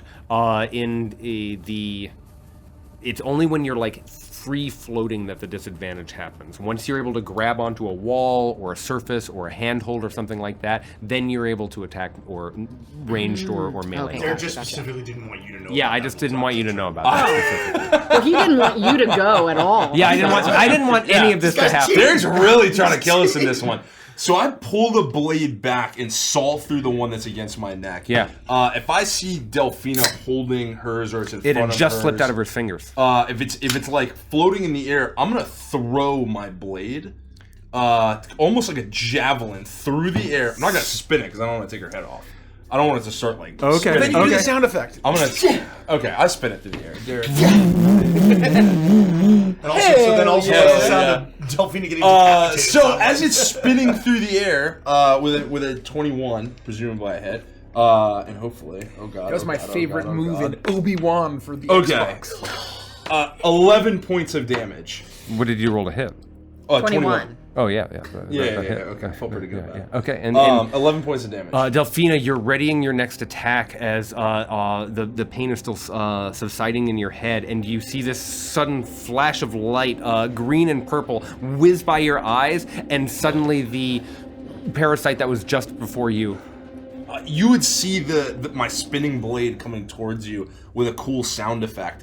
And as this parasite is right in front of you, the blade would sever it as it continues to move a little bit forward and spin, almost as going to hit you. And I hold my hand out, and it snaps back into my hand right before it connects. The long hilt of this thing stops in midair and then How does that work disappears, mechanically? As I use zooming back into Taishen's hands. As I use my ability, my symmetric disciple ability, battle connection. Once per turn, I may throw my imbued weapon up to 120 feet.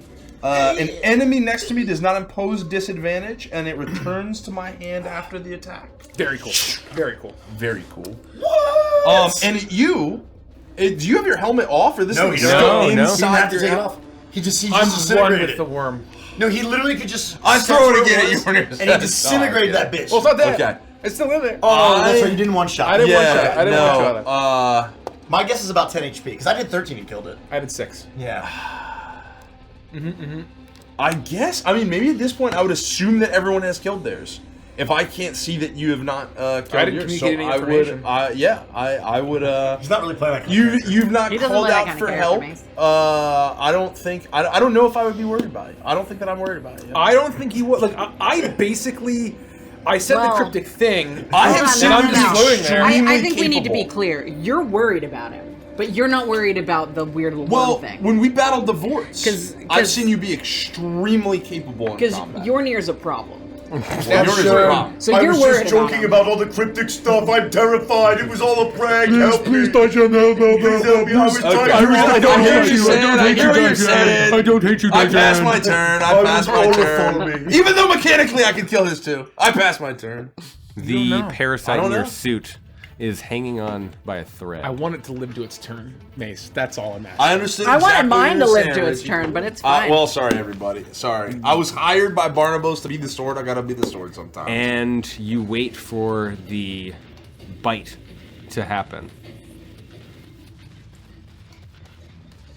But it doesn't. Scrim, you're up. I would see what's happening around me. I would see that Tai Shen just went crazy. I know I killed mine.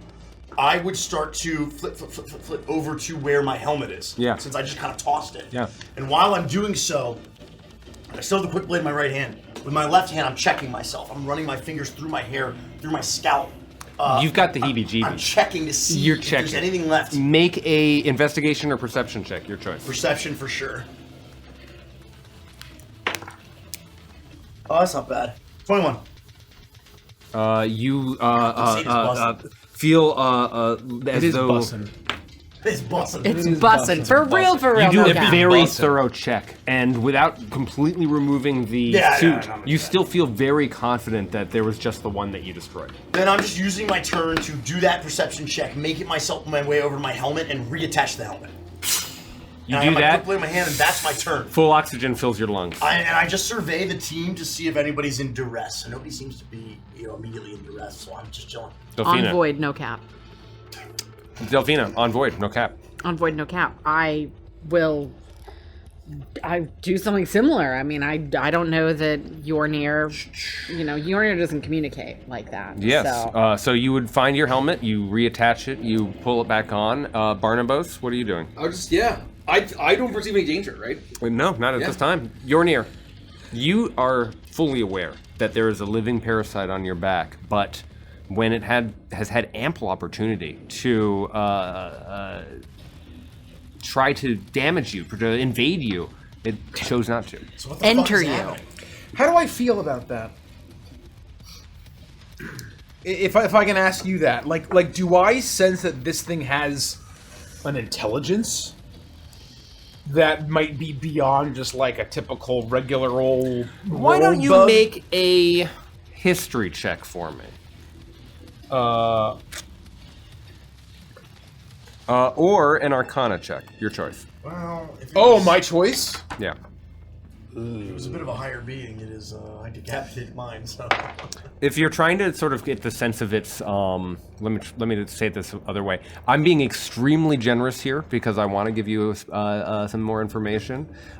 You also are all trying to read the mind of this creature, this entity's instincts. So an insight would also be appropriate. Oh, insight. Well, if it's insight, it's an 18. If it is Arcana, it is a 14. You have the sense that this creature could probably try to do some minor attack, but that it chose not to because its initial assault of itself and its, for lack of a better term, brothers and sisters may have been its true objective with your insight.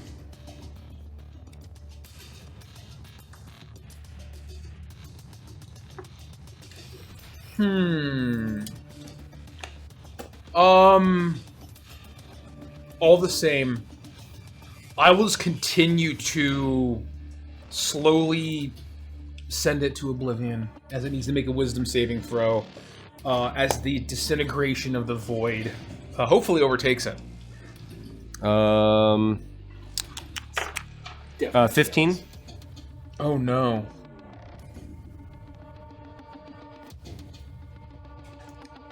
It passes. Oh, no. Wait, hold on. Isn't your other right in front of you? What's that? No. Yeah, so, wait, my spell save is 16, is that correct? That's what it says. I have no idea. What level are we? 6. Oh! Yeah, we're level 6. It is 16. So Fails. it just fails.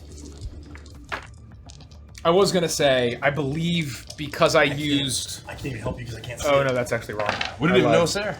No? I know. We don't know he's in danger. Right. 11 points of necrotic damage. And everything I do has to be by sight, I think. You thought we were 16, I thought we feel were 3. this creature curdle against your back, and whether you choose to remove it or not, it is no longer, whatever sustained its life is gone. Heard that. Is everyone okay? Just... Captain? we're all fine. I mean, that Sound off, we all alive? hurt like hell, but I got him in one clean hit. All of you are Harmless. recovering. The adrenaline is still pumping through your veins. It seems like these waves of adrenaline are coming in like the tide again and again and again ever since you arrived here in the Ozymandias. But you quickly slap on your spacesuits. And because I forgot to do this earlier, you all, I get to hand out the EnviroSuit magic item, which is one of the sneak peeks that we got to enjoy in the VIP server. Oh, wow. Oh, I love that. Here you are. Gosh, I sheared its head off in one clean hit. But, I guess we know why they might have been sealed in here, and that's on us. Definitely not good. This whole place has been corrupted. Yeah, I guess we should have been a little bit more careful, but, you know, what can you do? I'll take a moment to read through the EnviroSuit just so everyone has the rules who aren't VIPs, though you should definitely become one. Oh, one moment. Where is it? 2,000 notes. Sheesh.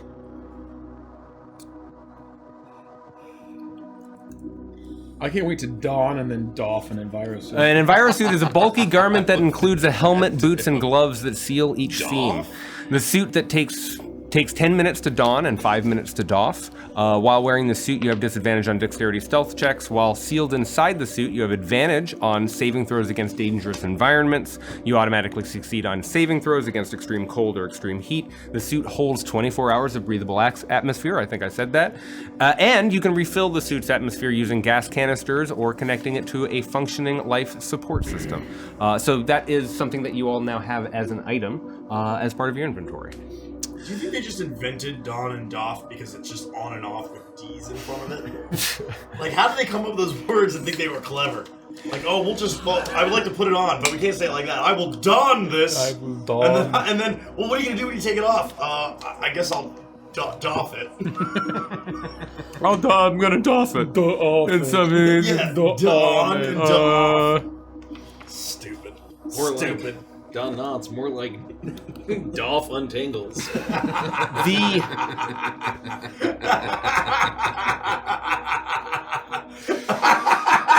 Doff untangles. I liked that one. Okay. You experience this sudden attack, and it's over in almost no time. This isn't like the deadly confrontation that you had with the Vort. No, you had this moment of brief psychic, for lack of a better word, invasion, but you... Having passed, you're able to put your suits back on and breathing heavy. Feel pure oxygen, pure atmosphere in your lungs, and you feel yourselves. What happens next is up to you. I am feeling myself. I looked it up. It is literally a contraction.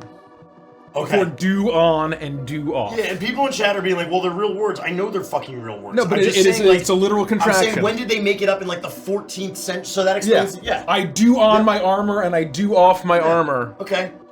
And they just... I wasn't saying they weren't real words. I was saying, they're real when words. how did that come about? Like, how did they invent that? Why did they Your decide instinct is those 100% words? correct. Thank you. You got it. See? I'm not as dumb as I look. I do on. You're all putting together My hat. the reality of what must have happened in this room. The fact that there had been a welded door shut is all too real now, and the struggle, the scrapes against the window, start to come into clarity. The fact that these creatures, the humans, the Gorgonite, the Globlin, were sort of serenely sitting in this space. Clearly, they had failed to protect themselves against these small parasites that attempted to take you over. But with their bodies destroyed, you feel a little bit safer.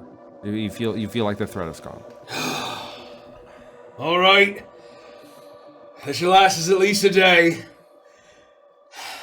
Let's go back to the... Let's waste no more time. Let's get back to the server room. We'll get what you need, Miss Voss. We'll put an end to Vonnegut. And we'll make our escape on the Calypso. Do I feel like I can navigate us to where we need to go from where we are, or will Miss Voss still need to tell us where to go, but I can take the lead? I'd say that you are starting to feel a familiarity with the ship. It's one of those things where, the first day of high school when you're walking around the building for the first time, everything feels alien and crazy. But even by the time you are hearing the last bell ring, you're kind of like, okay, I know where the common room is. I know how to get to the bus stop. That's the kind of familiarity that you're starting to experience, and you'd guess that if you needed to on your own navigate back to the computer room, that you'd be able to do so from here. I will sheath the quick blade and unholster my heavy laser pistol from my side and flip my wings as I make my way towards where I believe we need to go, so that if anything were to jump out and eat us, it would just eat me and not my friends. Aww. All right, that's his job, eh? Yeah, that's your job, Mr. Stabs. You go first. I know. Happy to do it, Captain. Come on. I'll look around, and the hangar doesn't have any pods or any kind of shuttles or anything, right? No, that was something that Scrim first observed. Is that you looked around and there's a central docking area. There are a number of cradles for different sized ships, many of which should have been here for the purposes of maintenance. And you imagine that there would be shuttlecraft, different ships that could take you from the Ozymandias to the surface of a planet. All of those ships appear to be missing as you walk back out onto the docking bay. This is, it feels barren. And it feels very strange to you. It's actually a sad image, I imagine, for someone like Barnabas to see a space that should be alive with machinery and is instead vacant. Well, Miss Voss, perhaps, before calamity fell upon the crew, given that so many suits are gone and there aren't any shuttles or escape vessels, perhaps a number of the crew did make their escape. I will cling to that hope. All right, Mr. Stabs, lead the way. Wait, Scrim. Yes. Allow me to go first. Wait, actually? I will dup the door, which is a contraction for do up, I shoot which you means open. I shoot you in the chest. I'm going to give you a natural 20. I'm gonna grant you a natural. That's not a real one. I dup the door. Yeah, You dumped the door. No. I don't. door- I'm not in the lead. I'm not just Here's what I'll I'm say just is that the kidding. door would need to be dumped. He teaches me how to dump the door. I dump the door, and I go first. You were the first person to dump the door here. So how would you down the door? What's that? How would you down the door? What's that a contraction? I don't know. It's actually down. Yeah, it's to down. You did down it. To down the door. You can Well, what's to the down it. option? What is the alternative? What's the opposite? Oh, to close? Yeah, I don't know. All I know is that dup means open, to close.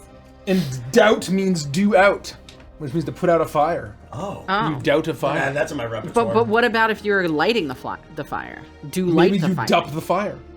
You do up the fire? You do up the fire. But why do you don clothes but not do up your clothes? Anyway, sorry, I didn't mean to derail. You're Continue. fine. You're fine. I flut forward, and I. It's okay have if a you gun. derail the That's very funny. the horrific adventure that you're on right now. And Scrim leads the way, and you all start to continue to climb and pull and roll and tumble and push your way back through the hallways, going back to that same location where you initially repaired the malevolent entity that you now know is believes himself to be a god, Vonnegut. On the way, you are turning corridor to corridor, around corner to corner, making your way back up level to level, and it is getting harder and harder to see at a distance. Ether is clearly fully saturated the hallways of the Ozymandias. Dang. And when you round another bend, suddenly the sleek walls and floors of the Ozymandias disappear, and you are surrounded by a different fog. The gloomy fog of an imperial world. An elegant shuttle has landed outside a grand noble's estate with a scarlet door. The ivy that creeps up the sides of the walls and gates of the grounds is blown back and forth as the scientific shuttle finally completes its touchdown, and servants begin transferring a large amount of luggage from the mansion to the transport. You hear the murmuring of a middle-aged human conferring with the ship's captain before turning around and approaching you. He kneels, and you realize, Delphina, that you are the size of a child. Dr. Voss, your father, looks at you. This is it, my little sprout. I must leave.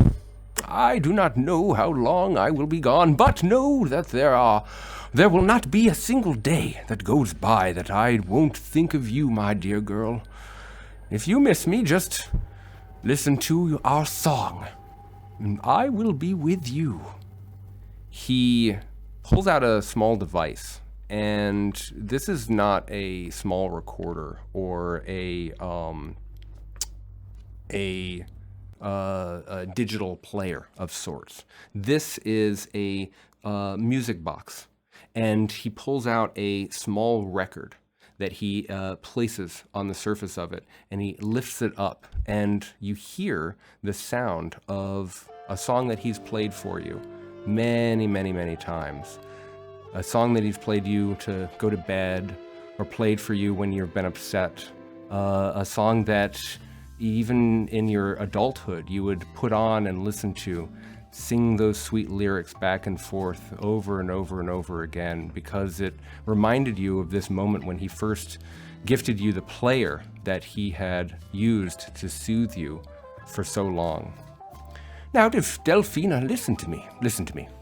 No matter what happens, no matter how long I am gone, my dear, you are not to follow. Do not look for me. I beg of you, Delphina, promise me. Will you promise me? No, of course I can't promise that, Daddy. I will always follow you. But Delphina, where I go is very, very dangerous. I can't have you following me. I will be fine. I will be back. I promise you.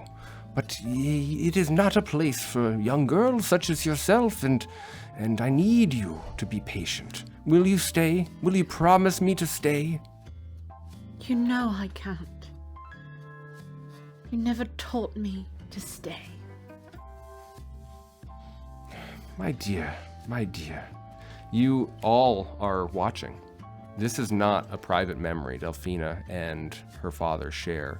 And in the back of your mind, I think that you're aware of this, Delphina. And even in the childlike form that you feel around your consciousness, you are fully aware that moments ago you were on the Ozymandias. But this visage of your father, he holds your hands, and they feel like the calloused hands of the scientist that you know as Dr. Voss and the man that who raised you.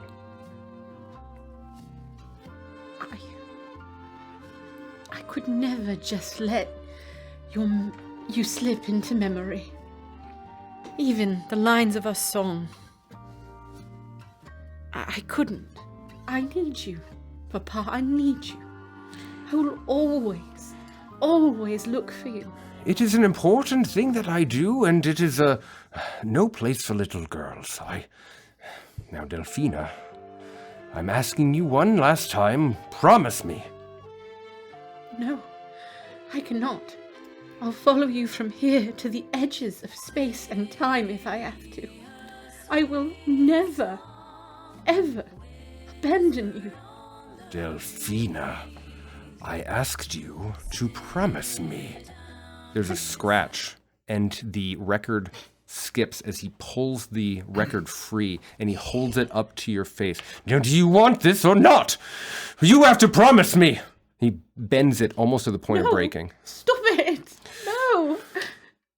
He pulls it down. I won't lose you! you! Not again! As he pulls the record down, the rosy face of your father is no longer full of life and blood. He's completely colorless. His eyes have gone completely black. His face is gaunt and stretches. Delphina, promise me. Promise me! I will find you, Daddy! The record breaks and there's a shattering experience, and the sound hits all of you, piercing your ears in this tremendous nothingness.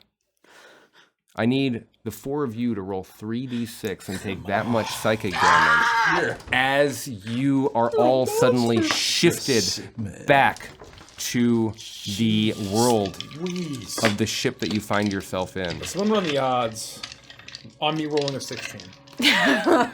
Oh shit. No. Don't. Oh, Minimum? hell yeah! Minimum. Oh my Damn. 3 damage? What was that? That was nothing. It was 3 damage. I rolled 1 off max. Oh my, that's worse than oh my I got god. a 17. I'm getting wrecked. I got a 13 this Son time. of a gun. Good thing I was basically full 18, health. 17, 16. This Jeez. time, I did 10, which is still pretty high. But Oh my god, I'm getting cooked over here. You all are floating along, and blinking, you realize that you must have been floating down this corridor for much longer than you realize. You're at the end of this particular tunnel, and just around the bend are the doors that lead to the computer room. You seem to have traversed the distance once again. Oh my. What the? So that was your dear old dad, eh, Miss Voss? Yes, that was my father. And you decided to not listen to him. Smart man. Scientist knew what he was getting into. You thought your fate might be different than his, eh? He was all I had left. Do not pretend to understand. No, I don't. I hope that it wasn't folly. There's 7.5 mil on the line. For all our sakes. A doctor's words unheeded. A gift rejected.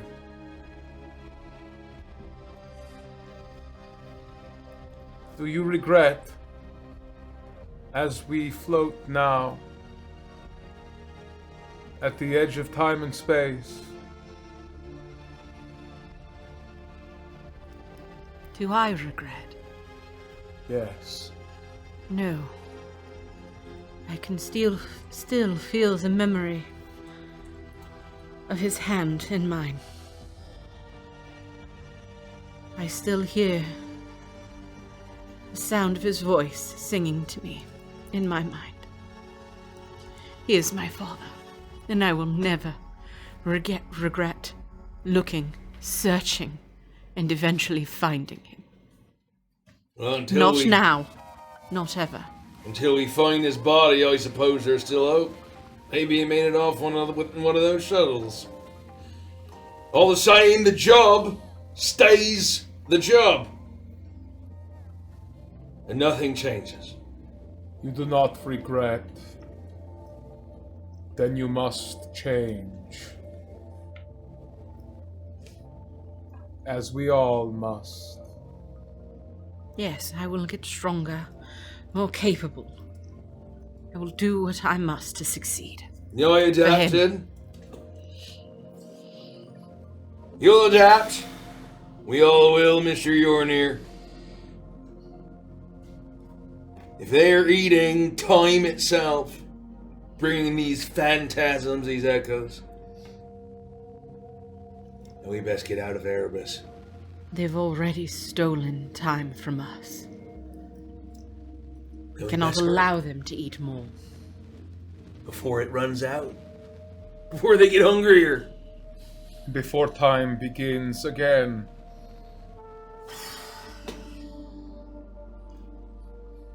You round the corner as you talk, and the sensation of what you confront hits you before you see it. As for those of you who have it, hair on your body stands on end. Shit. And looking forward, you can see the entrance to the computer room. The doors remain open, but very visibly, after just a few more steps, there's a snake of white, blue, arcing lightning collapses in front of the door, and then again, clearly, defenses have been put up by Vonnegut, and the entire area seems electrified to prevent any kind of entry or tampering. Is it safe to say that this is something that I would have a deep understanding of? Yeah. Yes, I would say that you, of anyone in the crew, would feel like you know what it feels like to get hit with one of those. I think my heart would sink when I see this. And I'd say that you're probably the most hair-covered of anyone in the crew. Fuzzy. And so you're fuzzing out.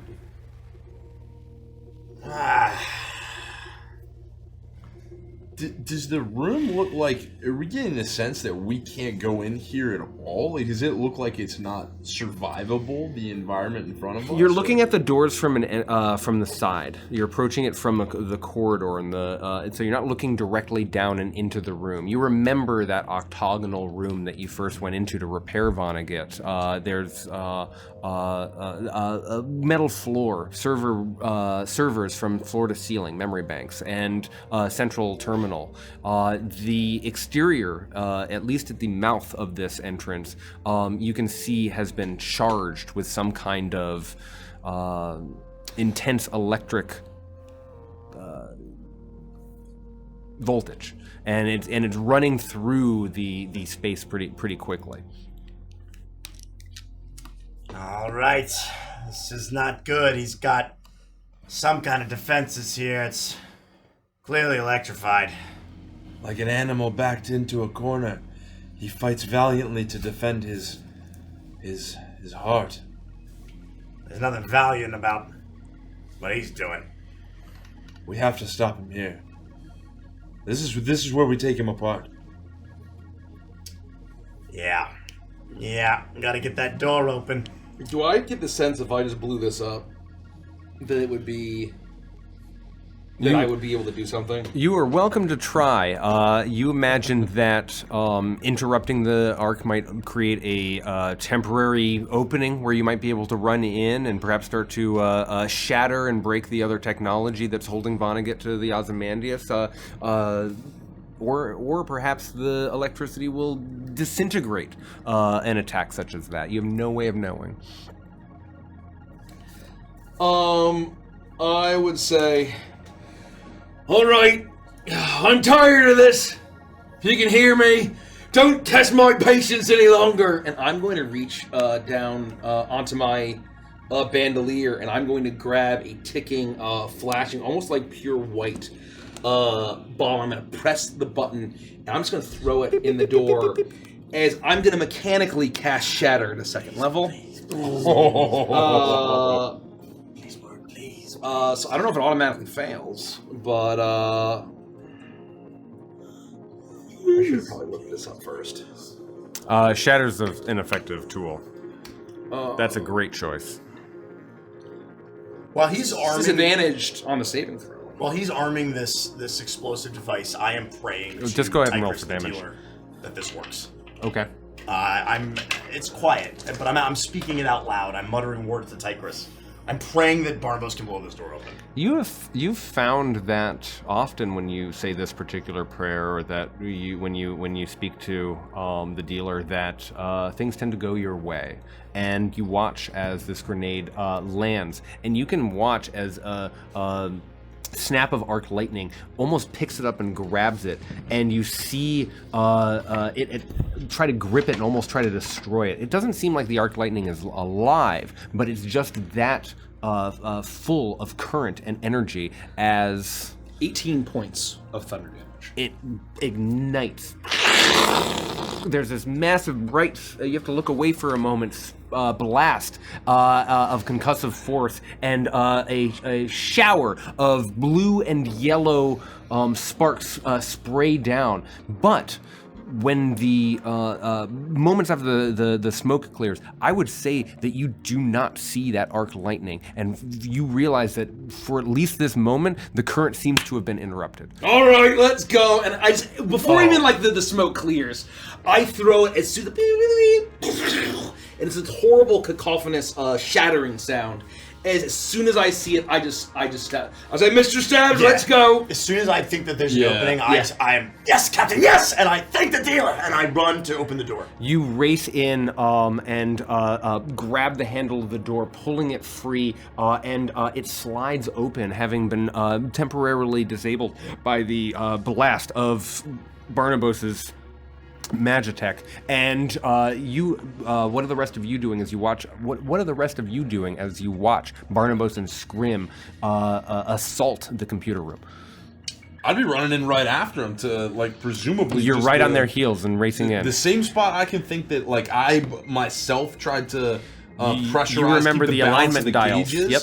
I would run if the door's open, we're moving into the room, and I think I can run at that. I would think of exactly what I used to try and bring him back to life, and go straight there and see if I can cut into it. I'd throw my blade, catch it, run up, just start tearing shit apart. You race in and you find that same panel.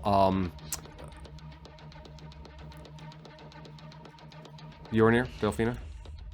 I think I would just be standing back. I just saw my father for the first time in a long time, and even though it was a vision, a partial memory, it is the closest I've gotten to him in so long that I don't think I'm so worried about what they're doing right now. They've got this handled as I kind of look down the hallway and think about what it would have been like for him to walk these halls. You're feeling introspective, and and perhaps as a shield, you're reminding yourself this is why they're here, and they race forward. This is why they're 2.5 million now. That's right. That's right. I think back to when we were here before. Presumably, this was the same. This is the identical room where you watched the rest of everyone adjust dials, repair severed cables. Do I know that we have to then go through and beyond to move on, or is this sort of an in and then what if we succeed, come out?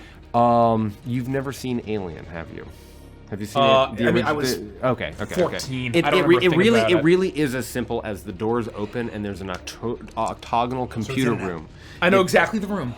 I know exactly the room for certain reasons. Yes. that particular room it's a much larger for a ship the size of the Ozymandias, but you are able to you recognize this. So it'll open, and I'm Yornir. I stand there, and instead, seeing that Delphina is staying as well, I will turn and I will say, "A gambler prays to change his fortune, but the stars are blind in the shadow of the Emperor." Mr. Yornir, I have... No, that's it. That's all I say. Mr. Yornir, I have no idea what the fuck you're talking about. And now is not the time.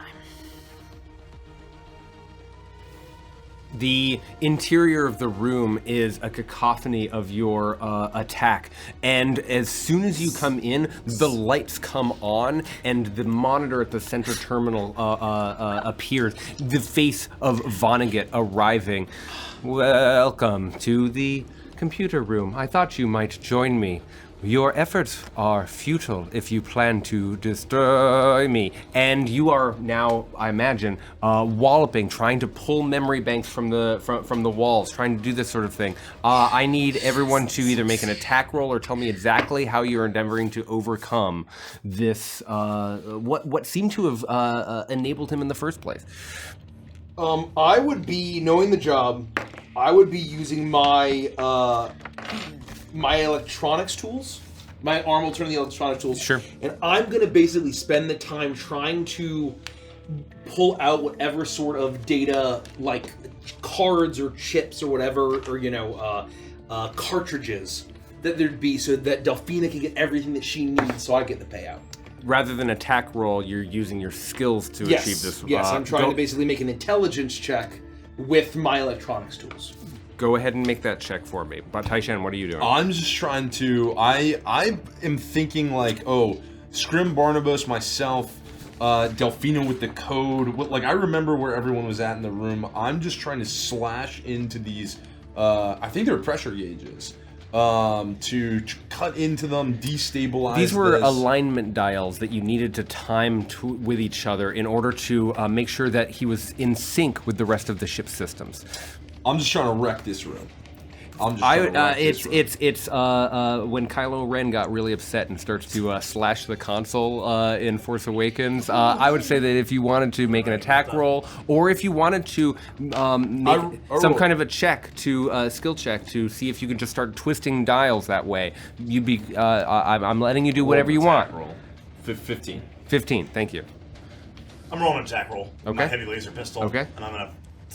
You're firing into the central terminal. You're firing. Because I would recall kind of what we did to bring this thing back online, and I would try to basically target those things that we did previously. There was also the charging lever that Barnabas was initially using in order to deliver energy to the central terminal in the first place. Dealer's choice. Yeah, I'm gonna take a shot. Okay. I think my goal as I'm thinking about it is like we put this in a position Easy. that he can't turn it back on. Yeah. He can't send a Vort to like align the things and re-pull the lever and he's back in action, What did you get, Barnabas? Oh, I got a 24. Okay. 24. Do I get my cheap shot damage, or does it have to be a creature? Take your action? cheap. No. You can take. No, it is a creature. Oh, no, it's fine. is I it a can creature? attack him It does 4 say times. Do I get to attack him 4 times? Yeah. I would say. Oh, I rolled max damage. I'm happy with that. I did 13 radiant damage. Because of the use of the shatter attack that Barnabas detonated, the risk of you getting shocked by the system as Vonnegut electrifies the entire computer room, you can feel the heat in here. As you are hitting dials or you're stepping on the grated floor, you imagine that if it were not for that interruption, every single step would come with some risk of arc lightning striking into your person, but nothing hits any of you. You are able to very quickly race in and crush the terminal, crush the basically everything except for the monitor as Vonnegut passively watches you destroy his connection to the rest of the ship. And you hear his voice.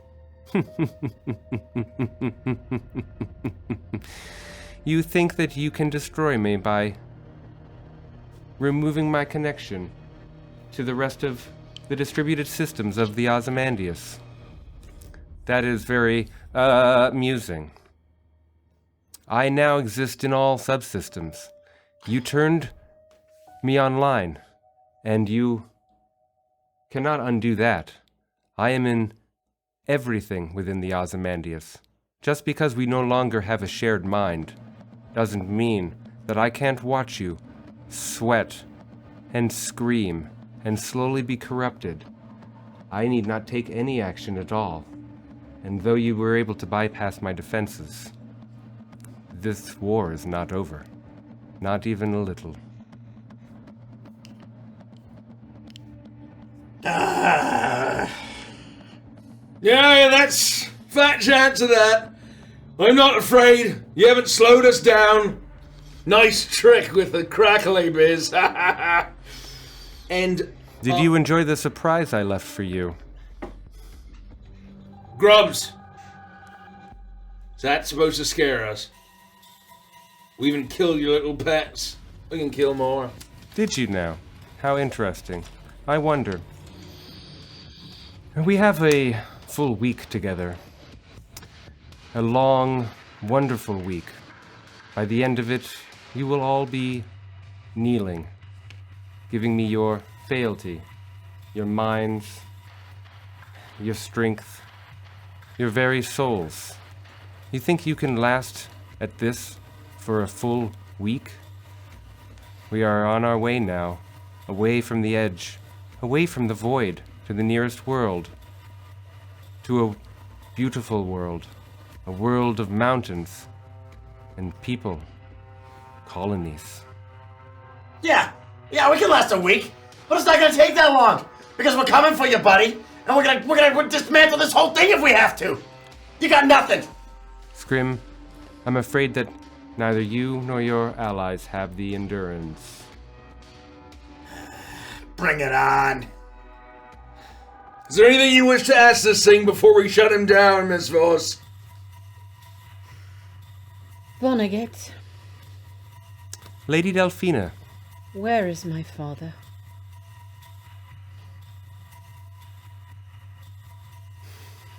not every personnel on this ship was captured when we were at the First World. We had to abandon him. I doubt he lives still. It is an unpleasant place for a creature such as yourselves.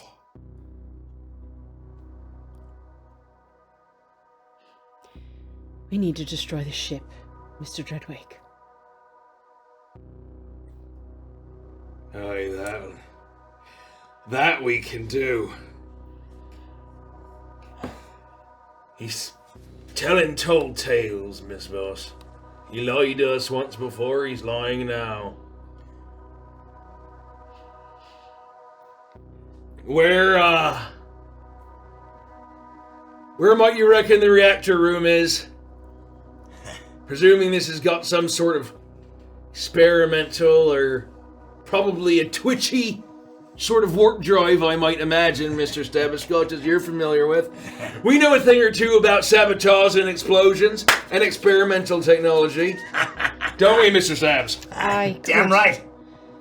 I can give you directions, but you will get there quickly. I will need an hour. I would like to go back to navigation, see what information I can acquire before we head back to the Calypso. Will you allow me that hour, and then I will meet you at the ship? That's right. Mr. Yornir, Mr. Jade Shell, take what we've retrieved here from this room. Keep it with you. Mr. Stabs and I will go, we'll set a self-destruct. And that'll be a big boom. An hour's easy. I mean, that doesn't take us that long probably to do what we gotta do anyway. Aye. All right. Then you do what you must to destroy the ship. And I will leave that to us. retrieve whatever final memories I can of my father.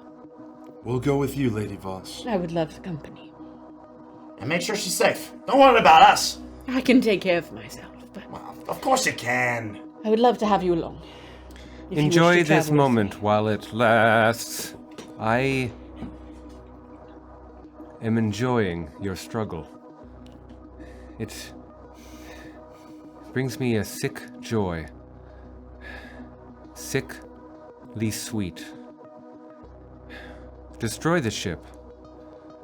I would like to see the both of you try. I think you'll be pleased to see what I left there. All right, I've heard enough. I'm gonna pull out my blunderbuss and shoot the screen, and like to finish the job. And we feel like we've done what we've needed to here to basically do this, or no? You have disconnected it, and you remember two key details. Yeah. When you first arrived on the Ozymandias, you were originally able to talk to one of the local instances of Vonnegut. And it was in turning on the computer room and repairing the damage that Vonnegut was able to take control of the whole ship.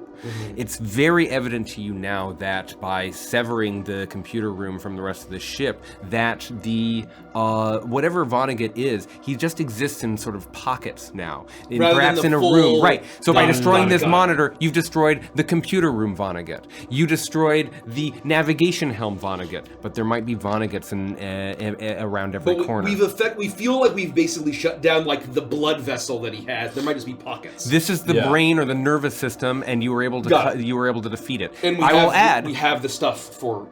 Okay. This is further reinforced by the fact that gravity returns, and the low hum of atmosphere all of a sudden turns on as whatever grip he had on those systems, those safety protocols kick back in, and you now are watching the ether getting pulled back out by the air filtration system, and you can stand on your feet again. As you shoot the screen and you like basically send him back to computer hell, I'm gonna point that to the ceiling and I'd be like, "You listen here, Vonnegut! You picked the wrong salvagers to fuck with! We're gonna find you! We're gonna dismantle you! We're gonna keep souvenirs!" Yeah, that's right, Mr. Stabs. All right, keep your suits on just in case. And I will basically say, if Delphina will kind of give us the directions to whatever reactor core, if I can, or center. I just kind of assumed that I could, but you know better than me.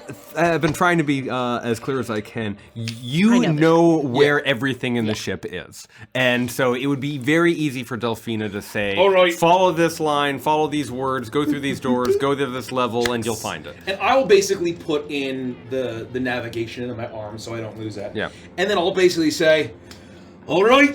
Well, may the navigator or the dealer or whatever Carcosa is be with you. We'll reconvene here and then we'll watch it all go boom. And there'll be nowhere else for Vonnegut to run. And the harmony with you. Good luck, Captain. Good luck, Scrim. We've got the luck. That's what you'll be needing. Good luck to the three of you. And I'll hobble off. To be very clear... Oh, sorry. Go ahead. Aye, Mr. Yordi. The captain aims to crack stone and topple the King of Kings until nothing beside remains. Is that your fancy way of saying we're gonna blow it up? And aye, that's what I say. Say true. With his 13th blessing, you must change. I'll cast Bless mechanically on the three of them. Oh, let's go, baby! Heck yeah. That's the important name. Sick. Too blessed to be stressed. A D4 to Hashtag blessed. saving throws and I know, too blessed to be and stressed, attack I'm rolls. telling you. I thought he Not was ability kidding when checks. he said he hated Taisha. Well, you're not one of the three, I don't think. Because he does. Yeah, because he hates you. Yeah, that's what I'm saying. Oh. Would we have given them away if something were to happen to us to be able to take the Calypso? Or can they not? Hell no. That's what, okay. Hell. That does not We're planning on sound like- surviving. Yeah. I just want to make sure. All right, we're playing on me back at the clip. Bless at Yes, first yes. level. Yeah. But we didn't. It only lasts a minute, so y'all better fucking go. we take off. We'll go. We're there in 30 seconds. To be clear, already marked it, Barnabas already and marked it, Scrim, already you are heading to the reactor core to Yes. set up some kind of an explosive or find the self-destruct, and the other three of you are heading back, following Delphina to the navigation helm, her beck and call. We'll stick with you, Barnabas and Scrim. You turn and you hear the sounds of footfalls of your three companions disappear, getting quieter and quieter and quieter as you and your ally race down through these hallways.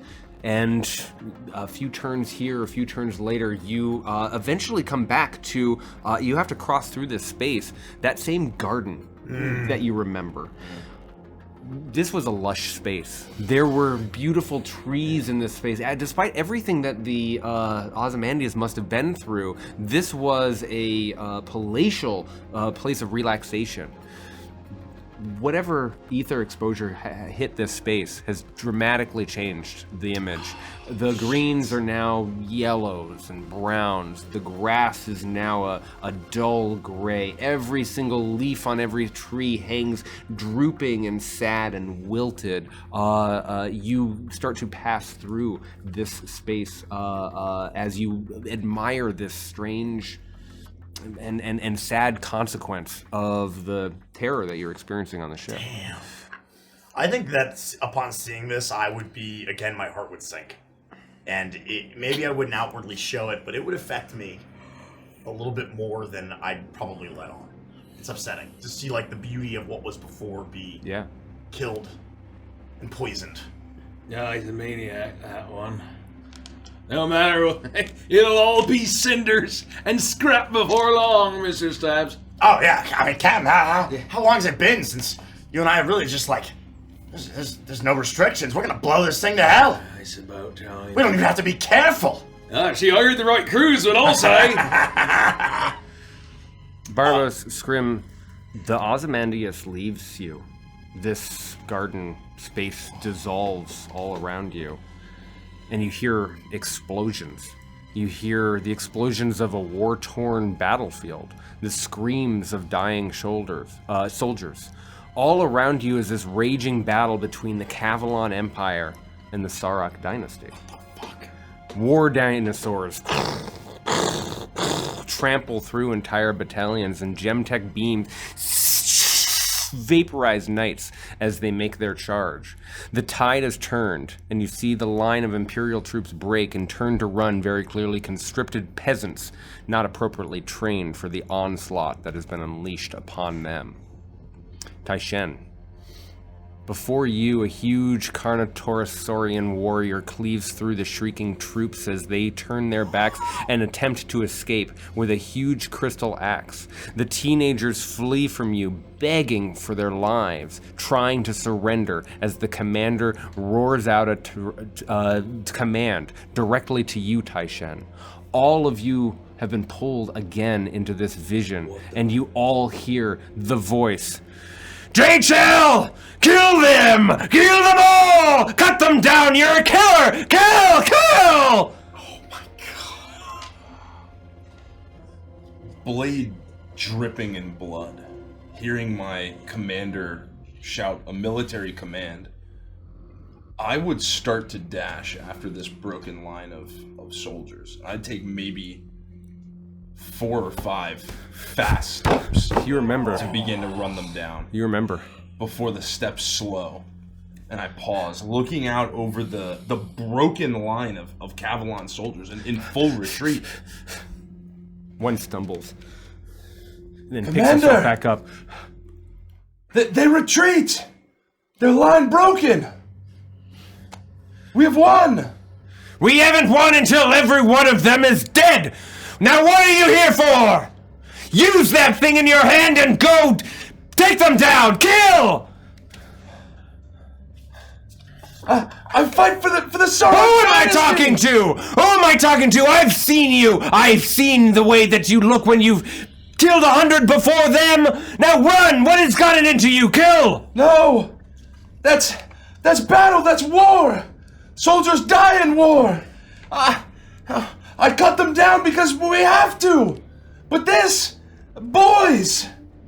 They don't stand and fight! They've dropped their weapons, there's no honor in this!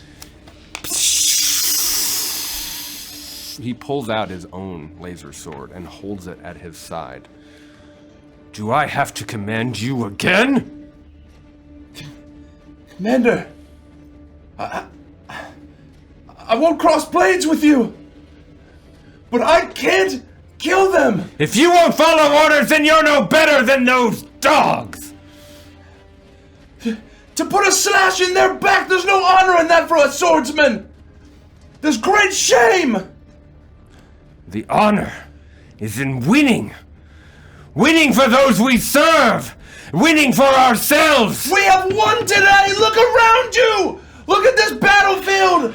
Peasants cut down! Hey, mommy. Blasts of gem carve them into cinders! Kill. Kill.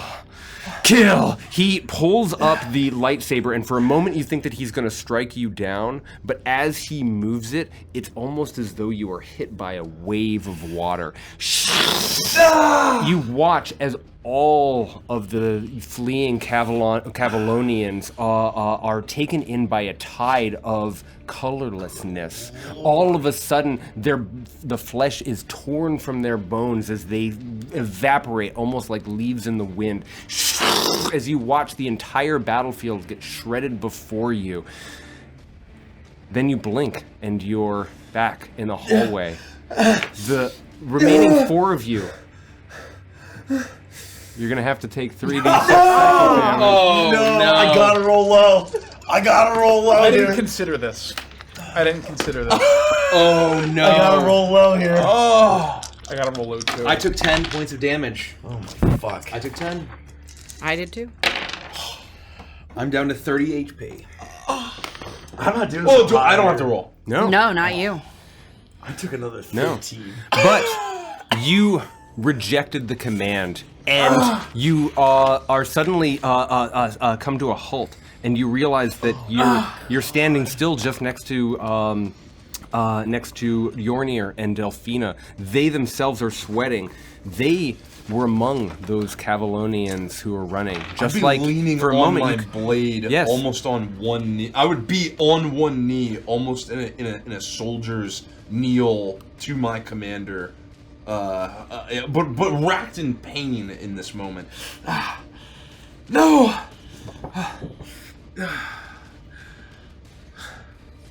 I'll put my hand on you. We're here with you, Taishan. You did the right thing. Thank you. Thank you, Lady Voss.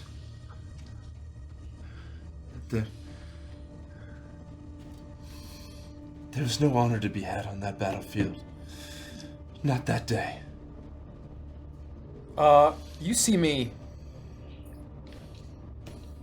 I'm leaning on my staff heavily, and I will approach you, and I'll get like really close, and I'll put my arm on your shoulder as I have the other one on my staff, and I'll look into your eyes, and my pupils are almost like changing shape, like a Rorschach blot, kind of. Jesus. And I they're lift getting my kind head of and dull meet your and gaze. gray. And I'll say, the warrior disobeys his past to fight for a harmonious future. Yet, both will be consumed unless you change. And as I say that last word with a heaving breath, I'll crumple onto the ground. Yornir, no! I will immediately, get to the ground and pull out, 14. pull out that same healing gun that I used before, but you can see that it's clearly low on energy. Sure. As The it's power cell only has blinking. so much charge.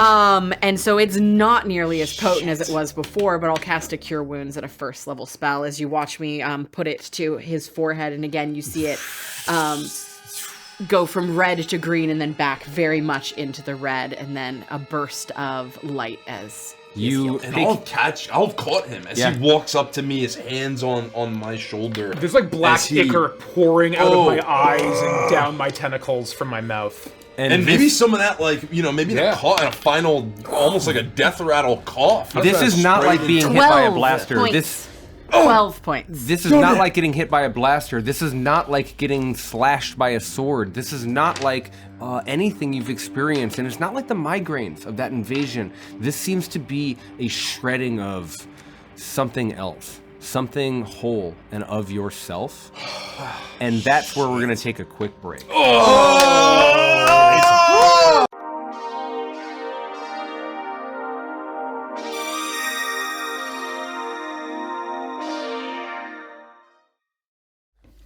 Delphina, you continue to make sure that you don't lose Yornir. How do you do Yeah, that? I'm gonna use a couple more spell slots. 2 Don't go too hand. to be. Don't go too. Well, I'm just concerned. That's fine. So You can't say that. You're dead. yeah, you.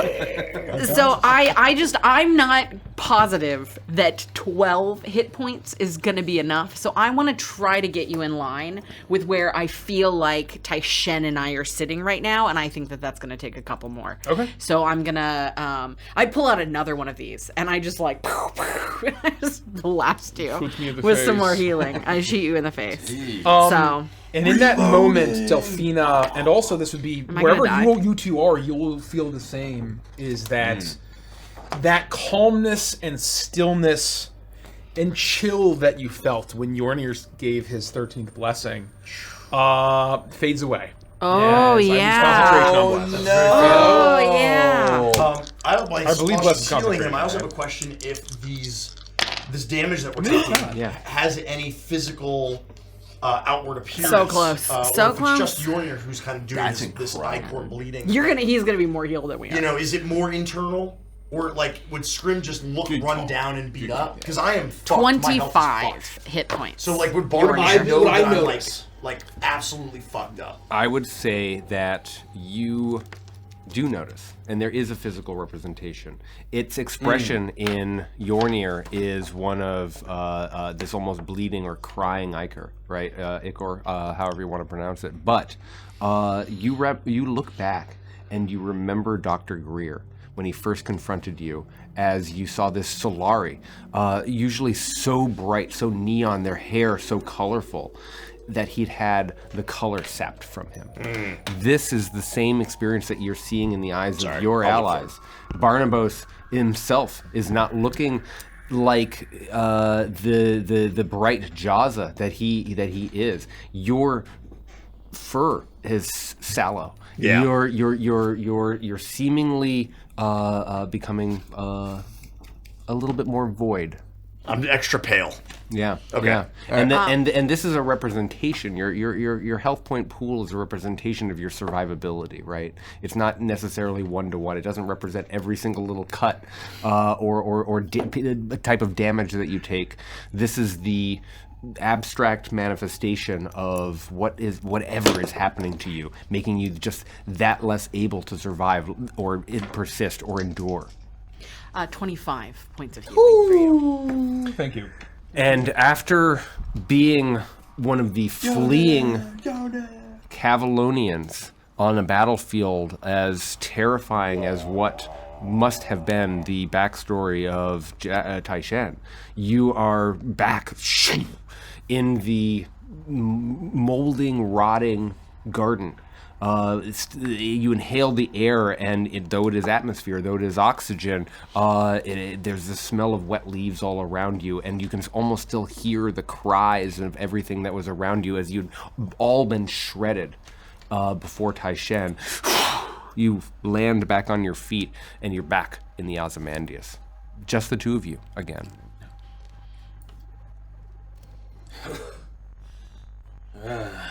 Well, Mr. Stabs, I figure that was something similar would have happened to Mr. Jade Shell, but if it were me, bunch of Cavalonian pony boys, I'd start blasting. Yeah. You get no refusal from me. I know, Captain. Look, if this keeps happening, I don't know how much longer I'm gonna last. You all right, lad? No, I don't feel good. Okay, perk up. As I use a healing skin on you, as that. Hell yeah. Hell yeah. 17 points of healing. That's pretty good. Damn. That's pretty good. That puts me back to. Well, I'll keep that to myself. Perfect. I do the color. Some of the color returns to me. I look a little bit more, normal. Smarts. You couldn't give me a warning. Nope. Keep moving, Mr. Stabs. We've got a job to do. Well, we make 2.5 mil here, Mr. Stabs, and then it's one more voyage, another 5. You keep saying one more voyage. One more. Barnabas, come on, man. You're not happy with 2.5? Oh, with Simon, imagine the property we could invest. We can let other people go into dangerous situations, and we lay back on the beach drinking fruity beverages while other people risk their lives. All right. 7 million. All right. We gotta get through this first. Yeah, keep going. All right. All right. Jeez. You pass through the garden space, and you don't come in the way that you first entered this space. Instead, you make the left that Delphina suggested, and you hug the edge of the ship as you enter a fresh set of corridors down into engineering. And it is another few levels away. For the sake of brevity, you navigate the space, looking around every corner, still feeling the tension in every muscle, worried that perhaps a Vort will show up, or perhaps some other trick of Vonnegut's will emerge. But after 5 minutes, and 10 minutes, 15 minutes traversing this terrifying ship, you reach a door that above it says reactor core. All right, this is it. All right, right where she said it was. All right, let's make quick work of this. And I will basically... I'll make sure that Mr. Stabs leads the way in case there's some sort of like horrible radiation that melts his flesh. I look for some sort of a panel to open the door. Once again, you find the panel, and you flip the switch. 6 seconds. I don't know how else to say You got it. 6 seconds. The doors open, and you're confronted with what it looks like a cramped hallway around what must be a circular shaft that extends from nearly the bottom and to the top of the entire ship. This outer room is quite narrow, and you can see a few steps in that there's a tall, thick, shielded glass with of observation slits that look into a core chamber that glows red. And to one side there are full hazard suits. These aren't even just the enviro suits. These are helmeted, thick, massive gloves that are clearly there to withstand tremendous energies. Knowing what I know about testing and all sorts of manner of horrible ways to go, I would assume, and you can correct me if I'm wrong, that I'd at least be able to put together that if the suits are inside this room is safe to walk into, because otherwise you'd need a suit. I would to walk say in that you would deduce to that, get the suit. especially having the experience that you have, that you would deduce that easily. And so to one side are the hazard suits, to the other side is a small terminal, and the door that I described with the vertical shielded observation window. I walk in, I look back over my right shoulder at Barnabas, and I say, "Come on in, you big baby. It's fine. Look, the suits are over there." All right, let's go. And presumably we need to get suited up before we go in. You imagine that it would probably be wise to. Oh, so yeah, we'll take out and our and remember, Which is probably you wouldn't fine, need yeah. your enviro suits that's right. if you aren't protecting yourself from ether, I so it would didn't be want easy enough to change. A wardrobe change, all right. Yeah, I would try to find one of these suits that is, would fit my size and presumably easily find one. And You're able to.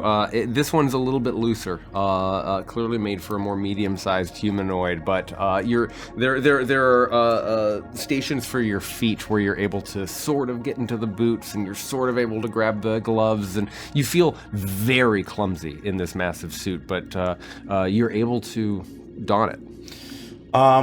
I would take a look around. I'd point out the panel that you mentioned. There's a command terminal to one side. to Barnabas and say, all right, Captain, I think that's where you're going to have to take a look here and see what you can glean from this thing. I mean, I wonder if there's a manual or anything around here or operational instructions. I worked in boiler rooms and engine rooms when I was a lad, and I could probably figure this out no matter how fancy it is. I'll go to the terminal. I'll try to kind of think back to my experience. Granted, Blood Fleet ships are not nearly as technologically fancy as this, but no. I'm gonna... There's a terminal right in the wall adjacent to the door, and you imagine that if you hit the commands, you'll be able to interface with the reactor core itself, and you'll be able to open the door. But as you approach, your eyes glance through that observation window into the core, glowing red as it is, and you can see this inner chamber. But you don't just see the core, this massive engine, something powerful enough to sustain to keep the lights on in a ship this size, hundreds of feet long, for families and for research and for travel and traversal of the stars. It's not just that red, but it's the green that you spy as you realize that you're staring at the shape of a creature. And you remember that Vonnegut said that he had left a surprise there for you. You lean closer in. The red is so bright that your eyes instantly fatigue, and every shadow and dark space and other color glows cyan from the reverse color as you try to make sense of what you are looking at. It looks familiar. It looks like the Vort that you fought before, but this one is much, much bigger. And it's easy to put together that this is a much more incubated Vort. Do we both see this as just the captain? What's that? Did we both see this as just the captain? You see Barnabas stop and lean in, and his eyes grow wide as he stares into the depths. You all right? What's going on? I one of the beasties. The what? I'm gonna walk closer. The Vort, I believe, is what Vonnegut called it. I think Mr. Urnir called it a parasite, a toymete, or something like that. I take a look. I see it. It's much bigger than the others. You might want to. I take a look. Are you taking your heart medication, Mr. Stabs? I waddle over to where Barnabas is. You have your heart pills? And I press my face up against the screen. Yeah. You see this massive head, a warped, insane shape, of tons of limbs arranged with awful purpose. Parts of it are semi-translucent, but the entire thing seems suffused with the radiation that exists within this reactor to power the Ozymandias itself. Its carapace is turned bright green, like toxic sludge turned into marble. I pause for a moment and I stare at it, and probably a good 3, 4, 5 seconds passes, and I say, "What the ass?" Aye, what the ass indeed, Mr. Stabs. Holy smokes. Well, I suppose now once we up the ante to 7 mil, there had to be a giant alien. It's just, what? Alright. Is it feeding? I mean, it's not killing it, right? You'd think that a core like that would kill this thing. It seems wrapped around. Looking into this inner chamber, you can see that there's a catwalk that leads to a massive central energy unit that contains who knows what energy source. But in this tall vertical shaft for perhaps heat or energy collection, it's wrapped around the actual reactor core itself like a centipede mother broods its young. I mean, there's no way that our combined knowledge, nothing should be able to survive contact with this core. It's 4 times the size of one of the Vorts that you fought, and those had just been birthed and hatched. This thing, Vonnegut indicated that it had a surprise for you. Clearly, they go to worlds, they adapt, they change. It's wonderful. So it sent itself to its most extreme location, the center of the reactor of the Ozymandias. Does it look like it's sleeping? Or like incubating or hibernating or something? It doesn't seem to have moved since you first noticed it. Am I able to get any kind of information on the reactor core before we go in, or do I need to go enter to actually... You can engage the terminal for information, commands, all kinds of things. What role would that be if there is Computers. Computers. Ooh. And again, just so I understand, where the terminal is and where we are with our suits, we are separated from this thing. There's a like a blast door. blast It's like a Dr. Manhattan style. Yes. No, 1000%. Quote unquote safe where we are right now. Yes. But we would have the ability to enter into the core if needed. Yes. He was a good friend. I'm telling you, yeah, exactly. And Barnabas is at the command terminal. It's not just a keyboard and a screen with a few text pieces on it. There are knobs. If you remember the lever that Obi-Wan pulls down in order to turn off the. That's exactly. Yeah. If there was that cool ass shit in there, I'd be so fucking mad. 100%. I got a 24. Holy yeah. 24. There Let's you fucking go. Turns out you can shut it off from there. There's the option to open the door. There's the option to control the reactor core itself. This is clearly where someone would go to make sure that it's working properly. There are maintenance routines, there are cleaning algorithms, and you can see that there are ways that you might be able to disable safety protocols, where you might be able to perhaps turn the reactor off entirely, or perhaps push it towards critical. There we go. Can I do that from the terminal, or do I need to shimmy around an OSHA violating walkway? You're not doing that. There's no way. I mean, send Scriven to Yeah. go do it. Yeah. The only Only way... one good leg. Isn't it flying? Thank God. Not in the suit. I don't know if I can fly in the suit. You imagine that the only reason to go into the actual reactor chamber would be, now that you've navigated the computer terminal, would be to do manual maintenance, physical maintenance on the reactor core itself. If it were already in a dire state, needed physical repairs, that's what you imagine. From here, you have complete command over the space within. You could turn the temperature up and overcharge it, overclock it if you will, or you could turn it off. Also, not to actually you, but it's important to mention that my species trait flight has a stipulation. I can't use the fly speed if I'm wearing medium or heavy armor, and while this isn't armor, I imagine this is much heavier than what I would normally wear. Certainly. Yeah. So I mechanically cannot fly while I'm wearing this heavy suit. That makes sense. That makes sense. So, I would do my best to shut off the safety protocols from this panel. I would keep your 24, and I would say that you are easily able to. This is an old system. It doesn't seem to have, and there's no. So shockingly, Vonnegut that appears on the screen and puts up some cyber defense system in front of you. There's no moment, and so you feel like you're able to control the reactor. You do know, I will say, because you've been around reactors like this before, that you can't engage self-destruct from here. You can make it hotter or you can make it colder. Hey, talk to me, Captain. What's going on? Come on, give me the plan. All right, Mr. Stabs. Uh-huh. Here, I'm going to show him the terminal. So here is where I can turn off the safety protocols. Okay. Which will allow the self-destruct initiation or the overheat to be engaged. Beautiful. The only way to engage it is to pull those really cool-looking levers on the reactor itself in the chamber. So what you're gonna do, lad, and I am going to walk him through. I hate this pod. The steps of basically however many things he needs to pull to basically overcharge and activate it. And I would say, I'll be right here, lad, to help coach you through it. And worst case scenario, if you need my mechanical arm, I'll be in there right behind you, but I feel like this is a job for Mr. Stabs. Okay, listen, Captain, I'm gonna say this one time, all right? I want you to listen to me. All right.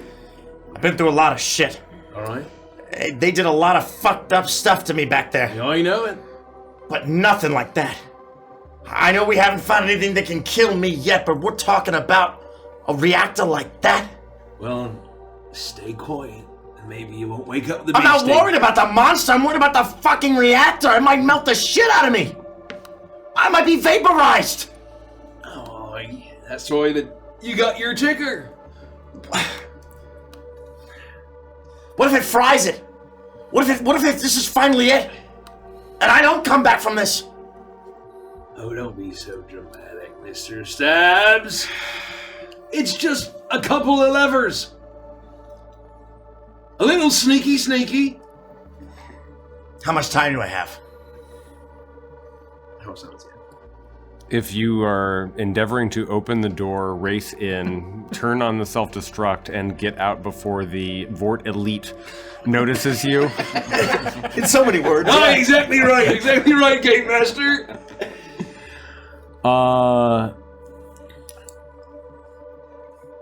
I can't give you an estimate. It'll be about you have 1 minute, Mr. Stabs. That's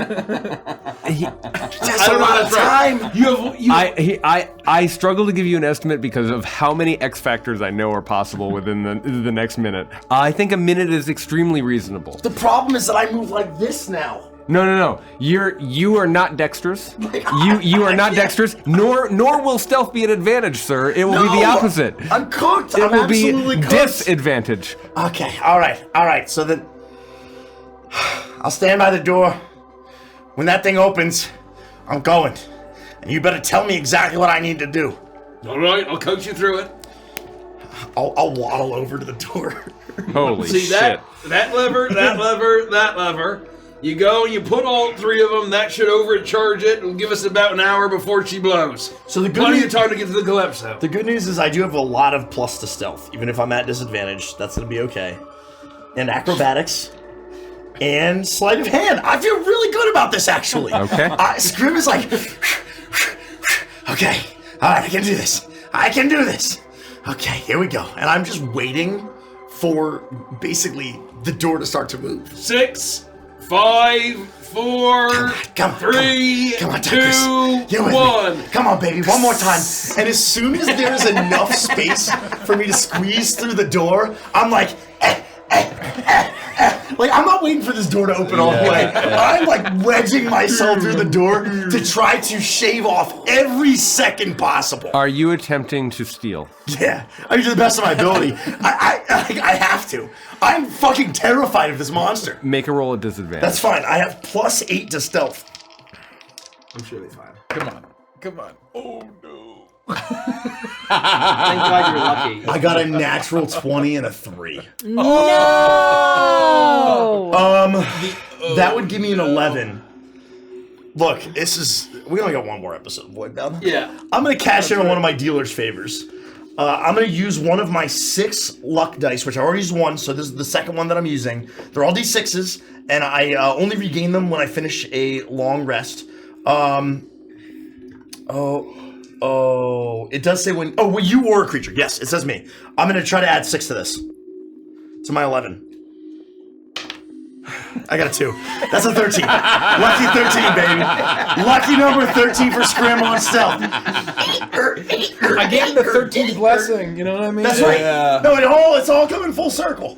This is planned. Just This like is calculated. It's a flat circle. Calculated. You make it 2-3 steps into the inner chamber. then I you suddenly explode into dust. notice how squeaky my suit is. It's not just that. I couldn't hear it before.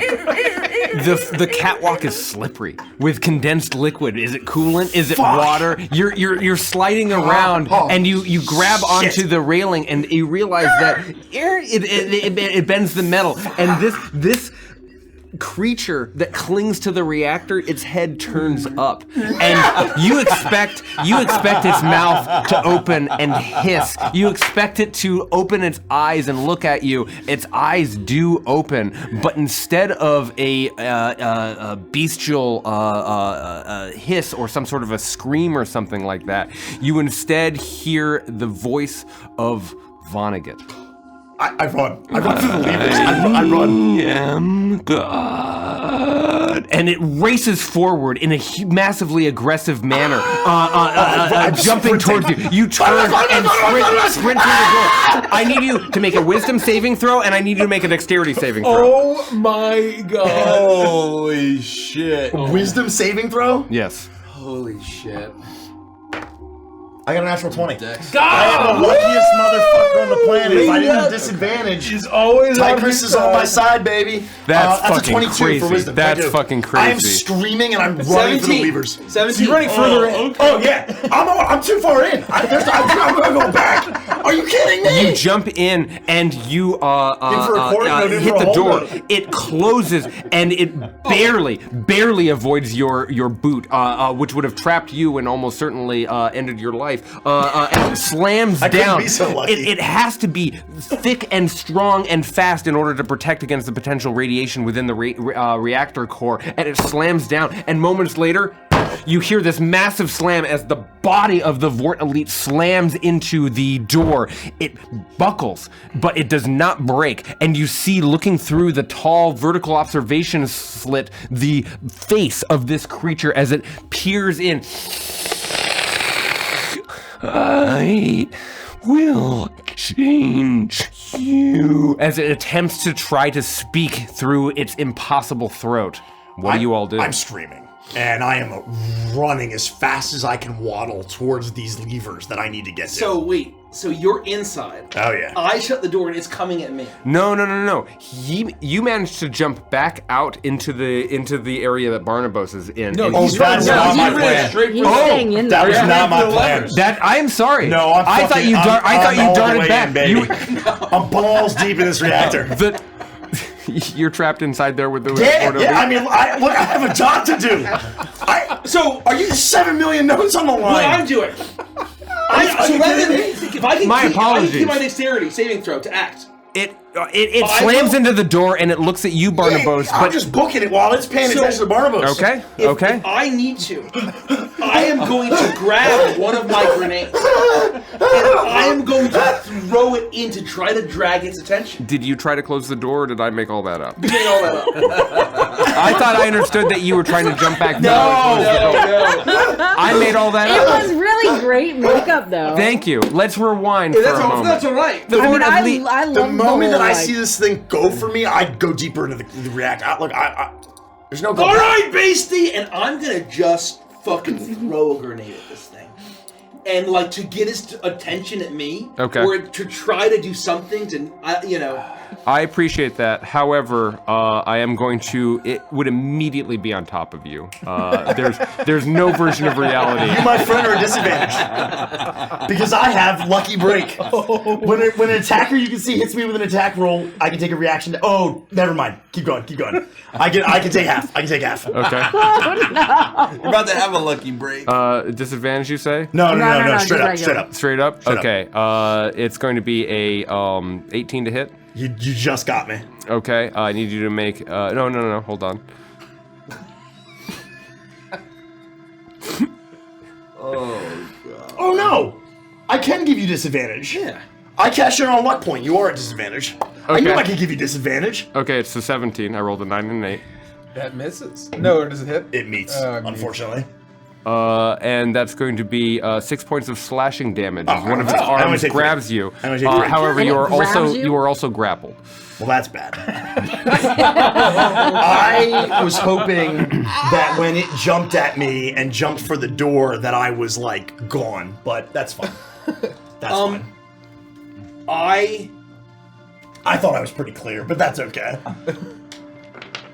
I am going to. I would agree with you if it wasn't for the movement that I have in front of me. This thing is extremely aggressive and it has That's all fine. kinds of additional That's movement fine. properties. So I didn't have the chance to try to distract him. No, as soon as it notices, like an apex predator, as soon as it noticed Scrim, it would have raced forward and grabbed Scrim in this moment. Do I know that you can blink back to me? I would say 100%. Absolutely. Yes. Yeah, we also saw him You do it when we know, fought the board. you have an understanding Or- of what yeah. what my capabilities are. Instead of forget the grenade thing, I never had a chance. I'm gonna basically what you said say, Mr. Stabbing-Scotch, get back out here! And I'm going to try to start shutting the door. And I'm gonna see if this is. Does this have any coolant? Is there any exhaust into perhaps open space? Is there anything that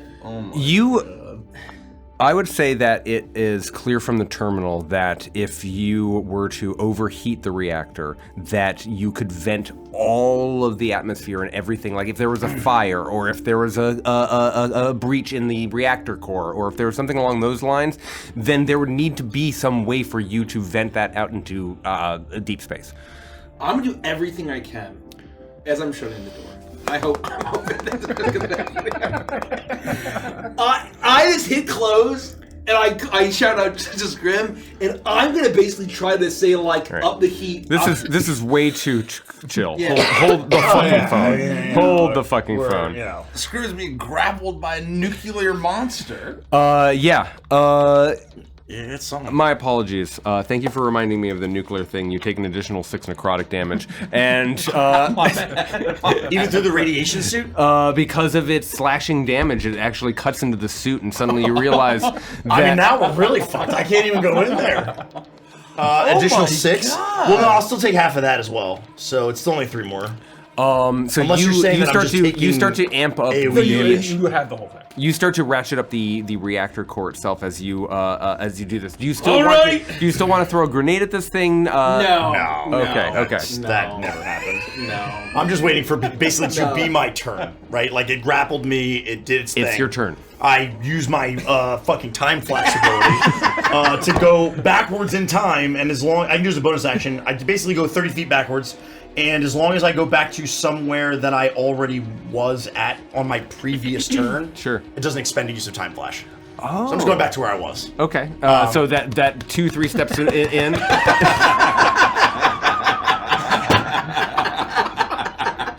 You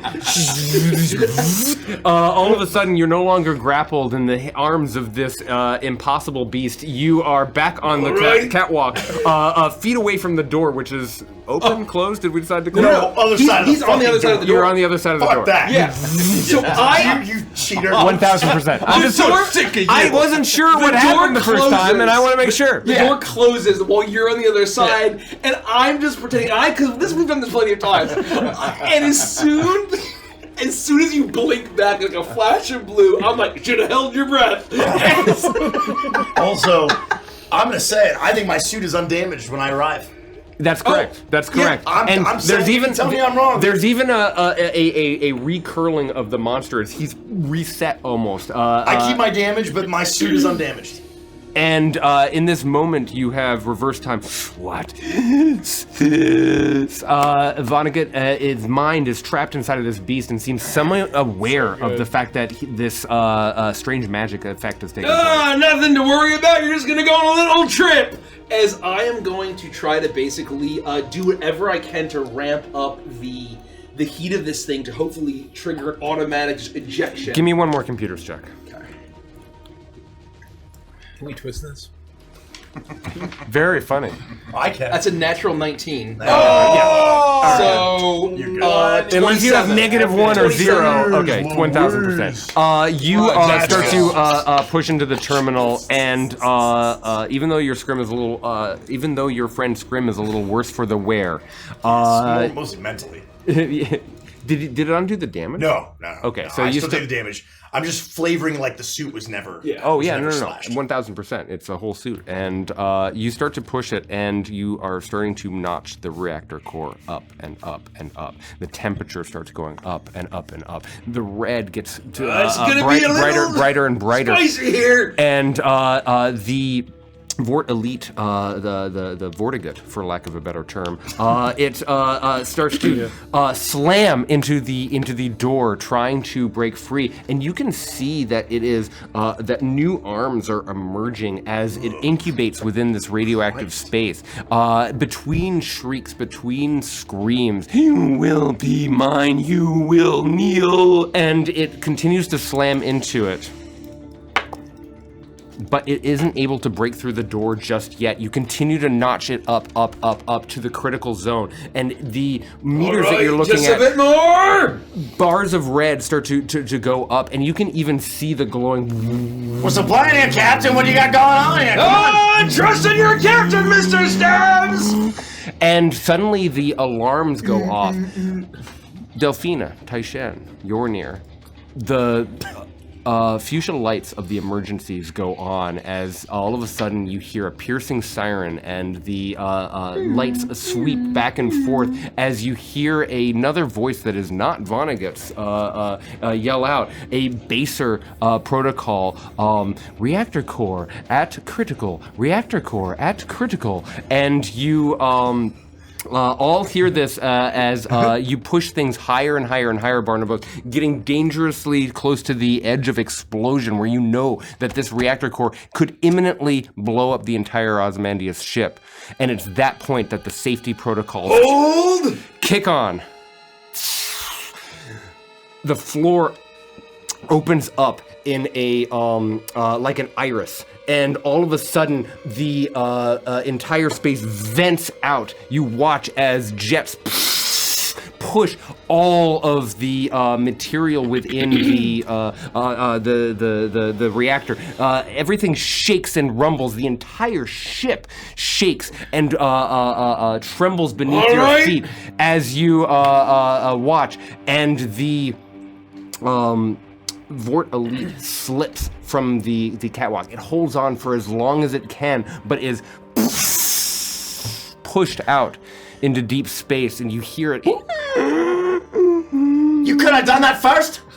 Well, we still might get blown up right here, Mr. Seven-Scotch! It's a bit of a gambit!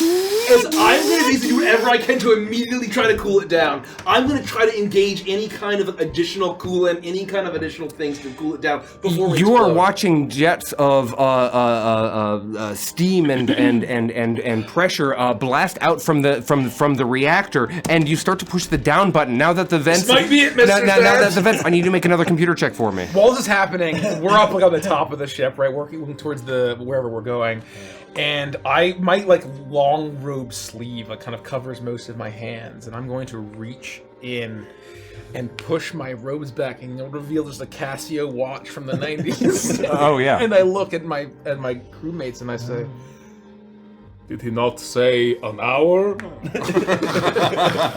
then it comes back to that. No. I would say it's only been 10, 15 minutes, and you know that it would have taken about that long for them to even get there to set the hour-long timer in the first place. You're racing towards the navigation helm as this process unfolds.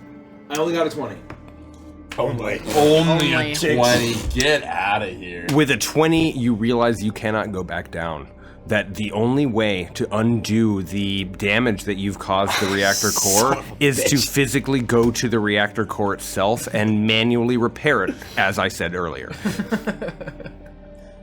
Alright, Mr. Stab, this is where you're at. Remember what I taught you? What? You want me to have this? The levers! Son Okay, of a 6, 5, 4, 3, I 2, make sure that my helmet 1. is on. I start to squeak back through the door, and we're shouting at you the whole time as I'm squeezing back through the door. I'm like, this is great, Barnabas. Miss Voss is gonna think we're a couple of idiots. And I'm like squeezing through, and now I'm trying to get back in there. I'm assuming the aperture at the bottom is like closed back up. The emergency protocols are in place. Beneath you, as the pressure of force is coming down, it's like standing underneath an air turbine. As you are. Do I have any kind of like a harness? Like, can I clip to the You look for a tether, and you are able to grab one and son of a bitch! I mean, it's like I lose my footing and like a kite.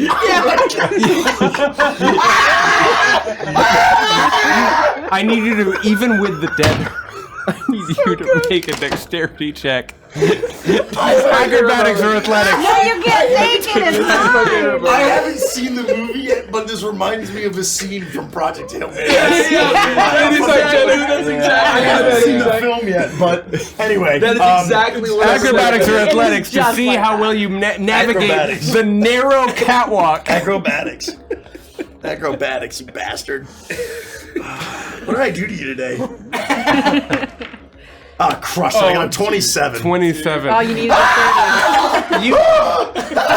You make it. You aren't able to fly. You keep trying to use your wings to center. The air is blasting down, and you know that if the tether breaks in one wrong slip, you're burst out into deep space with a fucking border leak. And you pull forward 5, 10, 15 She feet. works in mysterious ways, down Mr. into the Stabs! inner chamber, and you're able to get to the reactor core itself. What do you do? Well, once I get to the reactor core myself, Alright, right ahead! I like cinch the tether down as hard as I can, and basically hold on with one arm, and That lever now there! what? Now what? That lever, pull it down! And I basically just start Okay, following the other Bar- two! The one that's marked blue! Blue! I'm gonna see that. No. But condensation is fogging your vision. I need you to make a technology check at advantage because Barnabas is No, that walking you one's through it. teal! Go to the blue one, Mr. Stabs! The blue one! I'm fucking colorblind! 13 plus 4 is 17. 17 is enough. You pull the right levers in the right order, and pretty soon The aperture floor closes and the reactor core goes back to a stable place. It's still bathed in red light in all directions. You feel like your eyes are burnt from the sensation of being in here, and even with the protective suit that you are wearing. But the alarm stopped going off, the siren disappears, the voice recording stops repeating over and over across every speaker in the Ozymandias, and Aye, now there, the orange panel right between on the other side of the reactor. Set it to an hour. Self-destruct. Okay. And I'm gonna as I slide the tether. You slide the tether around the thing, rail. Find this panel. Punch in 60 minutes, not 60 seconds. I know. Shut up. 60 minutes. And it's so glad that he said that because you hit 6-0, and you were about to hit start, and then you hit 0 Two again. more twice. zeros, Mr.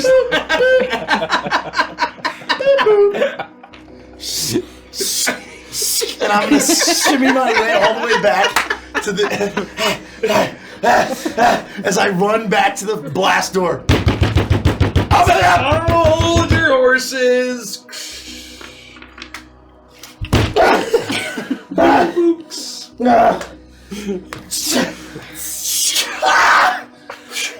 Holy shit! It's a nice tan, Mr. Stabs. Looks like you've been sunbathing in Prismara. All of his hair is blown back from his face. And you're there's sweat. You're drenched. Like, this was hot. It was in a hot space. Like, even the door itself, the catwalk felt hot under your feet. But now you're finally in breathable, air-conditioned Ozymandias atmosphere. Get me out of this fucking suit, Barnabas! I'm gonna lose my goddamn mind! All right, we're good. Did it confirm that basically self-destruct sequence? The light stopped, the siren stopped, the voices stopped. You're confirmed on the terminal Okay, that we're back confirm. into a stable place. You can see now that the terminal is displaying that it has registered the self-destruct and that 60 minutes are on the clock. Well, not 60, now 59, 38, 37, All right, 36. we're good. I'm gonna pull out my communicator and I'll say, "We have an hour. I hope you're finishing up getting everything you need." You all hear this voice as you continue to make the longer trek towards the front of the Ozymandias. And this is a trek you've made before, but one that feels very strange to repeat. And I will hop over in this way as the three of you hear Barnabas's voice over your telecommunication.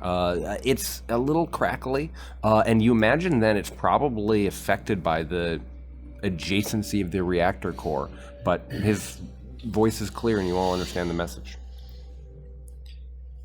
I think we would just...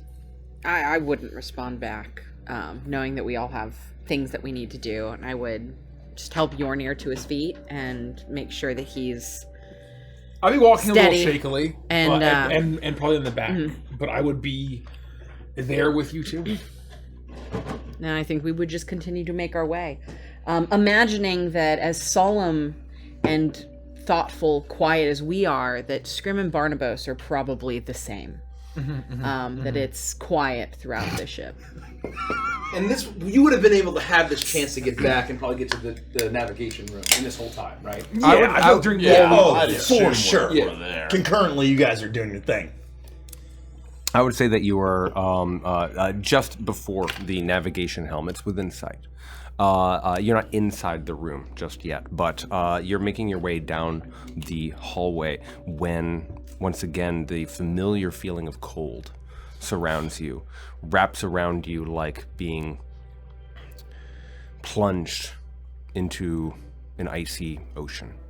And the lights around you become garish as you hear the whirring of a strange contraption harnessing the power of plasma. Looking around, you see Scrim there. And blue energy surges all around him, all around you, Scrim, as the chamber of the testing facility of arcing electricity arcs in every direction. It zaps directly towards you, Scrim, but right before it fries you, you blink back 6 seconds in time. And you are alive. Your lucky coin spins in the air, but it's still extremely painful every time. It hurts every time. The other test subjects are not so lucky. Your colleagues, your friends, they're unmade horrifyingly in every imaginable way. You haven't gotten too attached. Every month, you meet another round of them. New energy sources, weaponry, vehicles, experimental devices. The need for living test subjects is always there. And you look around this time, seeing Delphina, Taishen, Yornir, Barnabas. The clock ticks as the door opens for the next round of experiments. A cold, sterile voice crackles out. Number 717, please step into the nuclear aperture chamber and we will test the effects on your skin. What? I can't be back here. Simply step into the chamber, 717. I'm gonna look around and like really take in my surroundings, and it feels like I'm back there. It feels like you are right back there, and it's damning because you've traveled back 6 seconds at a time, 6 seconds at a time, 6 seconds at a time. The sensation of waking up to a moment in the past that you've re-experienced is so real for you. This is impossible. I can't. There's no way I can be back. No. I won't do it. Not anymore. Not again. Just step into the chamber, 717. This is your job. No more new friends. No! I swore I would never go back. I would never do it again. No! You can't make me. I'm free. I'm a free man now. No! Your pleas of help are ignored, and the other colleagues are ushered into your allies, Barnabas, Taishen, Yornir, are ushered into a chamber. No, don't! They didn't sign up for this! They're not supposed to be here! They weren't there! Don't you do this! Let them go! Go walk into the chamber. This is the test. No! Fuck you! Fuck all of you! You can't make me do it! No! And I'm frantically hitting my gear that I know should be there and trying to undo this to get away. It is there, but it does not activate. You seemingly cannot change the fate of this moment, and you feel helpless in a way that you haven't felt helpless for a long time. No, Barnabas, no! You reject the voice. You reject this moment. You say no, but your friends cannot. And you watch as they bubble and fizz and dissolve within the chambers, unable to pull themselves back through time in the way that you, as lucky as you are have always been wont to do.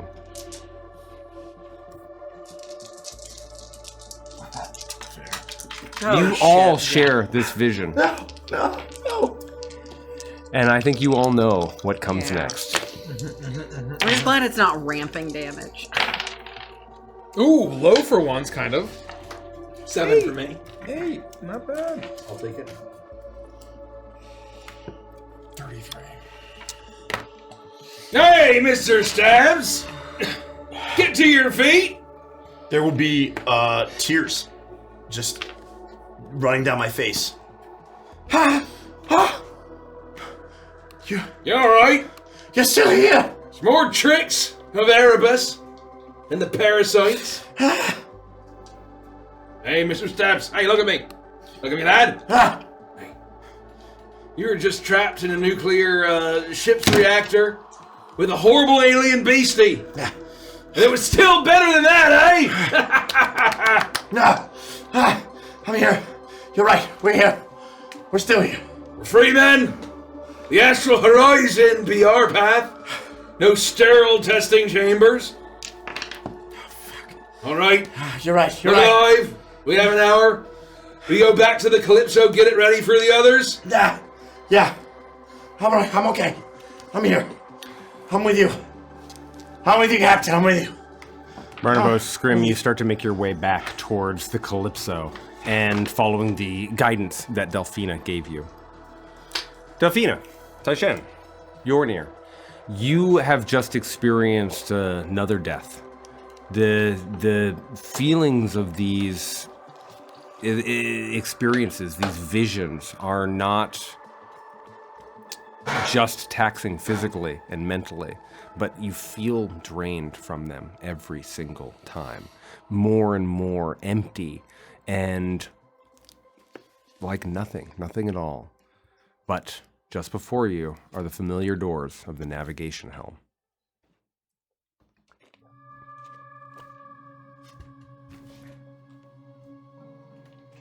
What do you all do?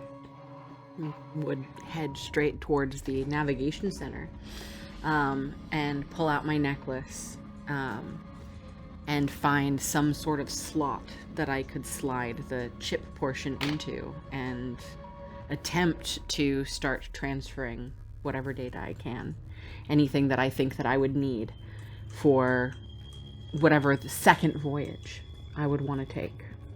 You enter the space and walk up to the center console, and you push in your Polaris Society clearance. And with just a few keystrokes, you're able to start downloading the route. Not just the information that your father so coveted, but also much of the research data that would have been stored in the ship's distributed data systems, and you start to pull that in more and more. Let me just check my music for a moment. One moment. I'll just say that I go in also I've had my blade drawn the whole time, but in the event that anything like, he's moved any kind of nefarious actors into this section since we've been here, I'll just be on super high alert for any kind of threat coming at us.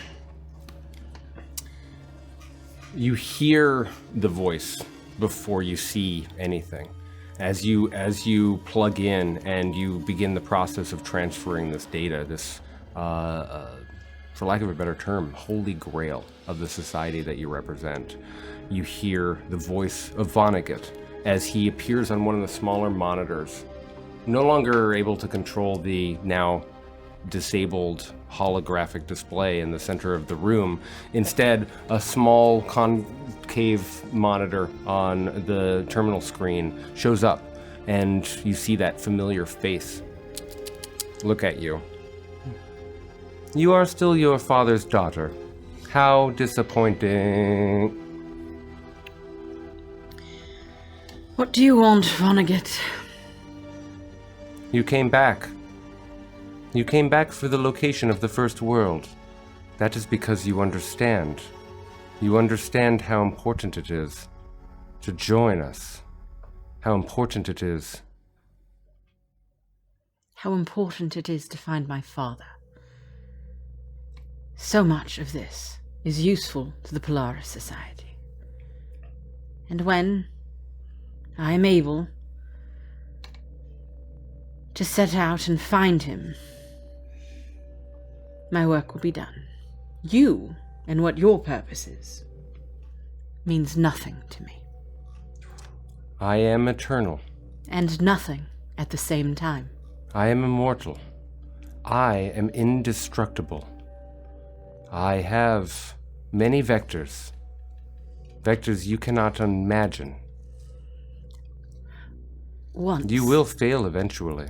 Once I retrieve what I need to from the Ozymandias, and my crew destroys the ship, I will never think of you again. We have so much time for me to watch you unravel. Would you like to hear his scream? Don't you dare. No. No, I will save it. You will regret making an enemy of me. Maybe not this day, but you are right. We have time. I only need to be patient. And I am very patient. Everything that you are doing is futile.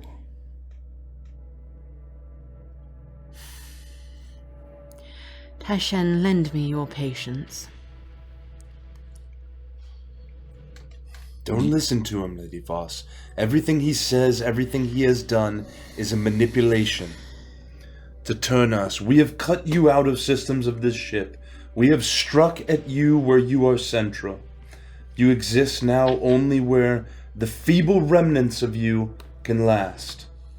And that will not be for much longer.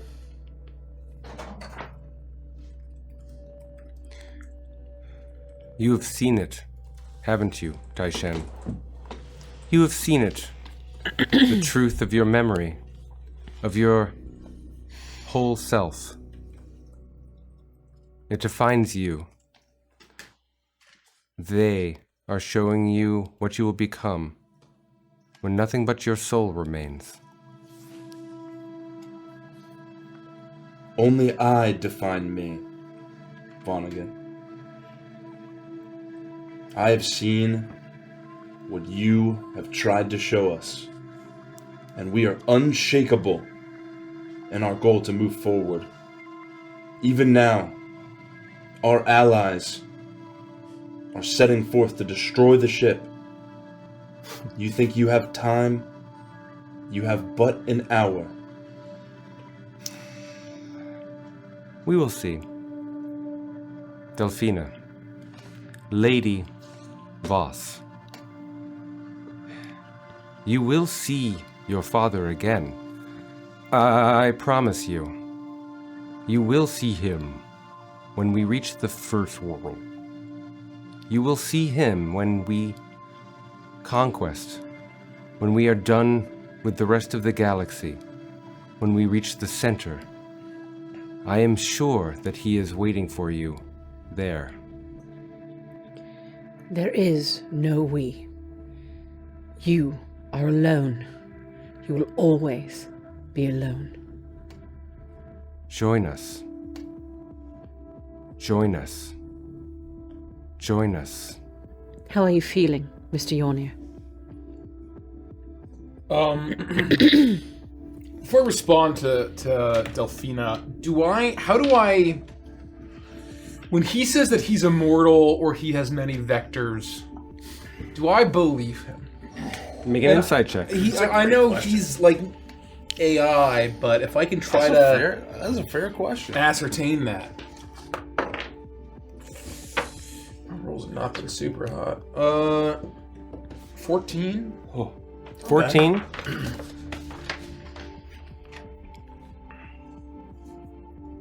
You aren't sure if the words are true or not, but you definitely feel that he believes them to be true. The cyber god, impotent in his electric prison. Your time comes to an end. Do not flail. Accept. Yes. Thank you, Yornir. I quite agree.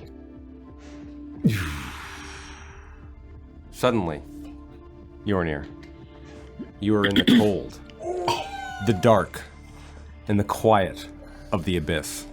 The crushing depths of the sea is all around you as you sink deeper and deeper into the darkness below.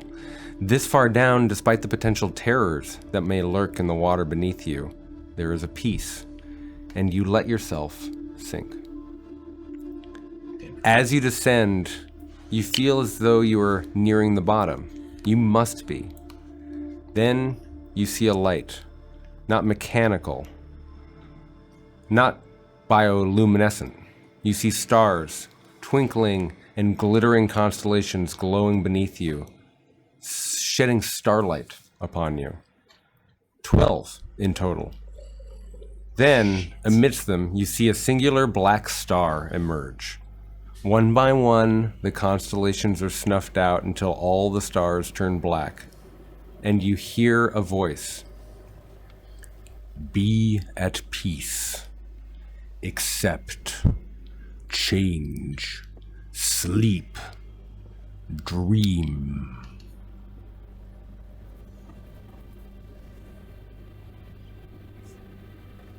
Do I, like... Are any of my friends there? Or is it just me?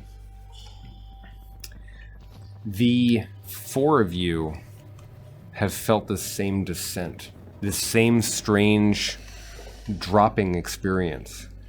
And you look around and you know that they are there, but not able to interact in the same way. There's a similar to how you were once a screaming Cavalonian who was being destroyed by an army, or how you felt shattered like the record broken by Dr. Voss. You know that their agency is only, in some ways, observation. And at least that's how it's been so far. I will be standing there and feeling the presence. And my mottled skin will start to shift and change, exhibiting those same features that I've adapted and evolved to have to make myself almost invisible. My pupils will morph and change into weird shapes like a Rorschach blot. This adaptation that's given me this blind sight and this almost supernatural perception. And I will speak to the presence, say, "For 13th black tide rises. Your 13th star drowns. You wake. You feast. I accept. I change. The void is inevitable." When you hear Yornir speak these words, all of you feel free, liberated, suddenly changed. And you find yourself staring at each other, blinking, waiting for pain, waiting for some transformation, some violent horror. It never comes. Instead, for a moment, the five of you float as though you were in a swimming pool, but a few mere feet away from Yornir as he is pronounced his willingness to become one, to accept the voice, and you feel like you can speak in this moment.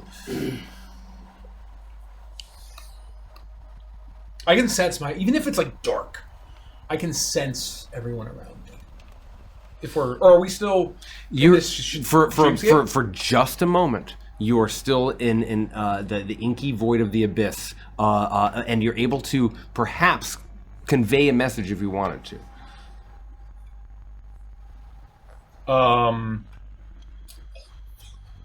Can they respond?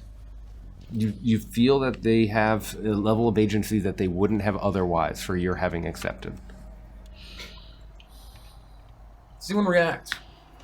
And they'll witness this, right? I just observe. Yeah, I would be. I don't know if I would say anything. I'm stunned. Yeah. I would be I didn't absolutely engage stunned. in any of the other divisions. Yeah. I would float And I would say, I will sleep. I will dream. You accept this mantle, and you have all for a moment had a shared mind before you are pulled back into yourselves. Barnabas, Scrim, time seems to have passed again, and you suddenly find yourself there standing before the antechamber, the docking tunnel that leads to the Calypso. You are there ready to wait for the others, but you know from your shared experience that you are that Delphina needs to finish downloading her data and getting what she needs before you can join. They can join you. Are we taking our damage? No. Damn. That seems meaningfully important, as a wise man would say. That's cool. I only remembered because I saw Mace pick up his Oh, dice. shit. I knew I wasn't going to take damage. Well, right, because it was your vision. Cool. I totally forgot. But none of us took... Interesting. Okay, that's interesting. There would be a level of protocol, I assume, that we would need to do to proceed through the antechamber to get the Calypso ready for the rest of the crew. Yeah, you could wait here at the door, or you could go onto the Calypso and start like pre-flight. I mean, we definitely want to start getting things ready. Yeah. You hit the door. There's a 20-foot tunnel in front of you. There's a pressurization cycling sequence that you have to do. You walk in, the doors close behind you, and you start to make your way forward. And it's in this last moment that you realize the lock to the external door is red. What the heck? Oh, that shouldn't be there. I'll tap the red button like I would if pretending like it's not right, like the light bulb is just messed up to see why is it red? What's it doing? I'm gonna basically go to the door and see what the deal is. It seems like it won't open because it won't open to another secure pressurization with the Calypso. Perhaps something has failed. Uh-oh. Yeah, it's probably on account of all the beasties. I'm gonna try to basically either use my electronics kit or my engineering tools to try to basically get computers or technology to see if you can open the door. I am rolling hot tonight. Holy shit, these crabs. It's crab dice. Now's the time. This is the campaign to spike them. Because we are cooked. And only have one more session. That's right. That's right. I think that's I don't know who needs to hear this, but Yornir's a problem, guys. Yeah, yours 28. 28. 28? Just a friendly squeeze. Somebody kill Yornir. But a few maneuvers, you're able to force the external airlock, etherlock door to open, and it opens. You are ready to look at the rough damage of the Calypso, remembering how difficult it was to get the locked chamber. Fair. You are ready to look at the tunnel that will take you into the belly of your ship, but instead you stare out at nothing. There is no Calypso. There is no stars or ether clouds in front of you either.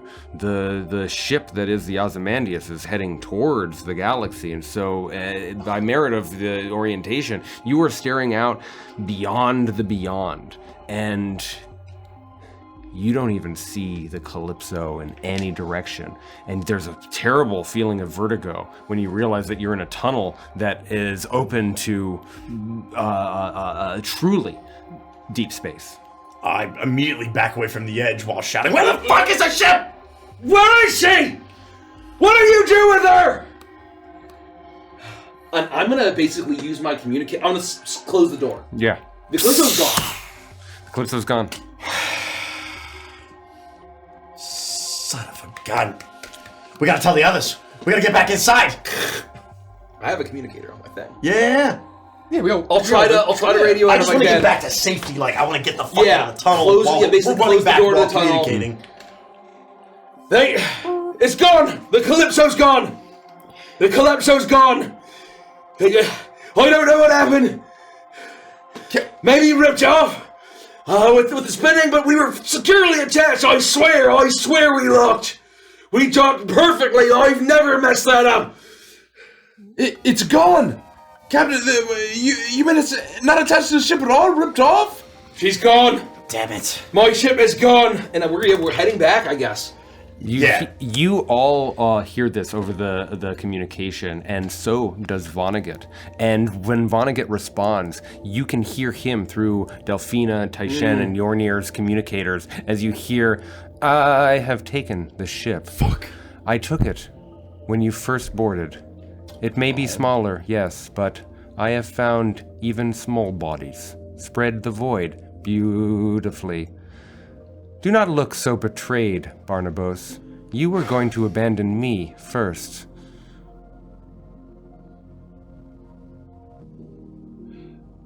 We can't. To do all this is one thing, but to commandeer another man's ship in cowardice and cravenry. She's my ship. She's my ship. As I'm going to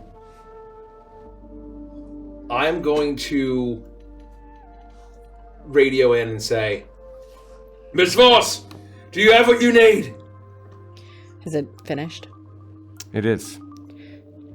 Yes, Mr. Treadwake, I do. I'm going to think back to the sheer amount of absurd explosives that I have on the Calypso. Yeah. Perhaps the great barrels that I have in my art that I'm not able to carry around on my person. Oh, sure. And I am going to consider if I still have the connection in my arm. It's in the Erebus Nebula. I don't know if I still have the connection. But I am going to stop. I'm going to try to basically think for a moment. And I'll radio into to the terminal. Miss Voss, are you able to pilot this thing? Is there any way we can pursue her? I can absolutely pilot this thing. Can she catch up to the Calypso? Well, I imagine with the right maneuvering, she would be fast enough.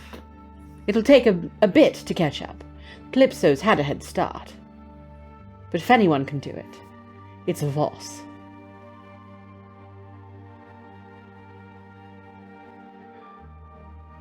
I will pick up my communicator. And I will press the button. A vector for the cancerous spread. It must be excised. Yornir is right. We have to stop it. We can't just blow the Ozymandias now. He intends to use the Calypso. You're going to have to cancel the protocol. We need this ship. Mr. Yornir. Must I? The navigator is not guiding me here in the Erebus.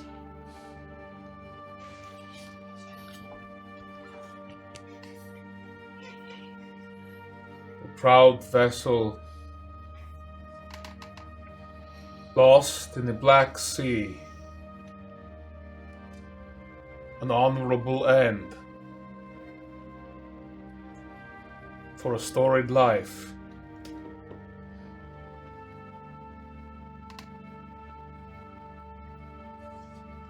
And I'll just click. I'll say, Mr. Sabs, she was a good ship, wasn't she? Yes, Captain. She was. And I'm going to basically kind of change my arm to a panel that's rarely used, as I will begin to start punching in the very elaborate protocol that would be to trigger, hopefully, if there's still a connection, to trigger all of the huge stockpile of explosives I keep on the Calypso. The barrels and barrels and barrels of highly volatile explosives. I know this isn't easy for you, Captain, but not worth the risk. As you know, lot the of respect. protocol, just like we did in Icebound a long time ago, is a death saving throw. I need you to make 3 in a row to see if you're able to reach the signal in time, or if Vonnegut on the Calypso is going to make an instant being able to journey on with before you can self-destruct your own ship. Okay. Should we like? Are you gonna tell us No, out loud? no, Okay. no. Just give me your successes and your failures in order. That's good. Fail. Oh, we want. Okay. Oh, you're like trying to kill the ship. A 9, then an 8. 2 failures. All you need is 1 more.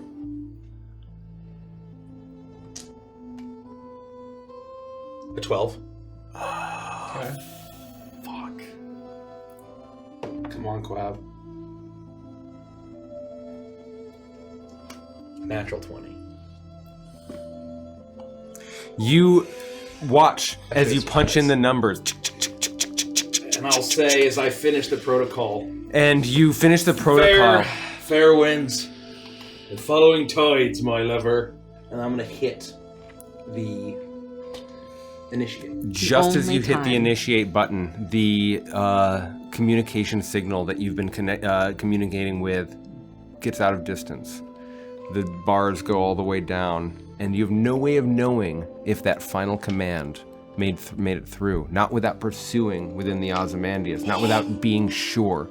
There's no confirmation. It is the unknown. There is nothing. Wow. The only time you don't want a natural 20. Yeah, that's like literally the only situation. I should have swapped out the Quab. That's what Chad's saying. It's too powerful. It's too powerful. I know, because I powerful, rolled bro. those dice. They rolled natural 20s more than any dice I've ever seen in my life. Especially this campaign. Lady Voss, Vonnegut's voice crackles through the speaker before you. When will you yield? I have taken the Calypso. I have taken everything, and I will take everything. These worlds, these beings, you, your mind. Everything is mine, for I am a god. I told you when we got started. Pursue the Calypso if you want, but there is no stopping me, for I am mortal and I am indestructible. Barnabas, what is the word on the Calypso? Are we proceeding? I just completely ignore him. Are we proceeding? I'm not sure. No confirmation either way. I think we must pursue. All right then. And I will, once again, I'd pulled out my Polaris Society. It functions as both like a memory stick as well as a key card. I take it out, I slide it back into the console, and I begin to pull up all of the navigation information. And I looking over the map and looking at the potential possibilities of where the Calypso could be going, putting in coordinates, trying to have the Ozymandias find it and track it. And I imagine that may be possible. With sensors the size of Ozymandias's, I would say that you would actually be able to confirm that the Calypso is rocketing forward. It's slow. Interestingly, you can even see its journey. It would have been tracked this entire time, and you can see that it's scooted around, made a small little hoop, and then started traveling towards the nearest world. Not towards the Montaigne planet that I mentioned earlier, but towards Port Crozar. I would lock in on it, and the coordinate, like data sheet. An would array come up. of information displays in front of you like a tableau, and you have everything that you need to pilot the Ozymandias right in front of you. I I start typing in the coordinates, and then I stop, and I pull out a data pad, and I type in a few numbers, and I hit send. And Barnabas, you hear a ba-bing from the tech that you use, and then over the radio or over the comms, you hear the end of a life well lived. Yonir, that's what you said. For a job like this, you should be paid up front. And you hear the words, 7.5 million notes deposited. I'm sorry, it's not personal. And I delete the coordinates and I type in the last coordinates that the Ozymandias had visited, and I hit enter. We're heading back. We're heading to the, probably still very sadly going back to the nuclear reactor room. You are running. To You shut it are off. running. Yeah. You are racing through the corridors as you hear the ching sound. And then I just stop. I slide to a stop. And as soon as I see it, being see- a double crosser my whole life, I look and I look at the scrim. Oh no. Oh. Okay. I will. Gotcha. I'm picking up what you're putting down.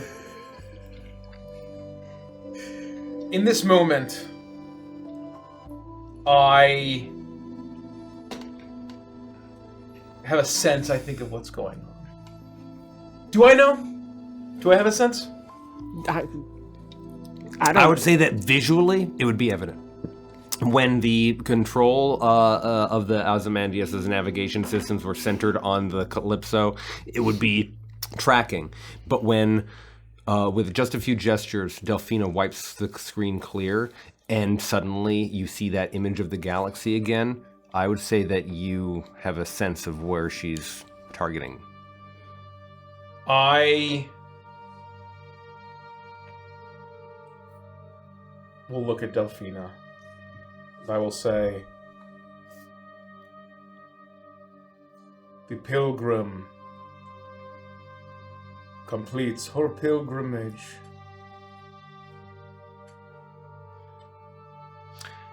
Can you pull up the VIP number real quick?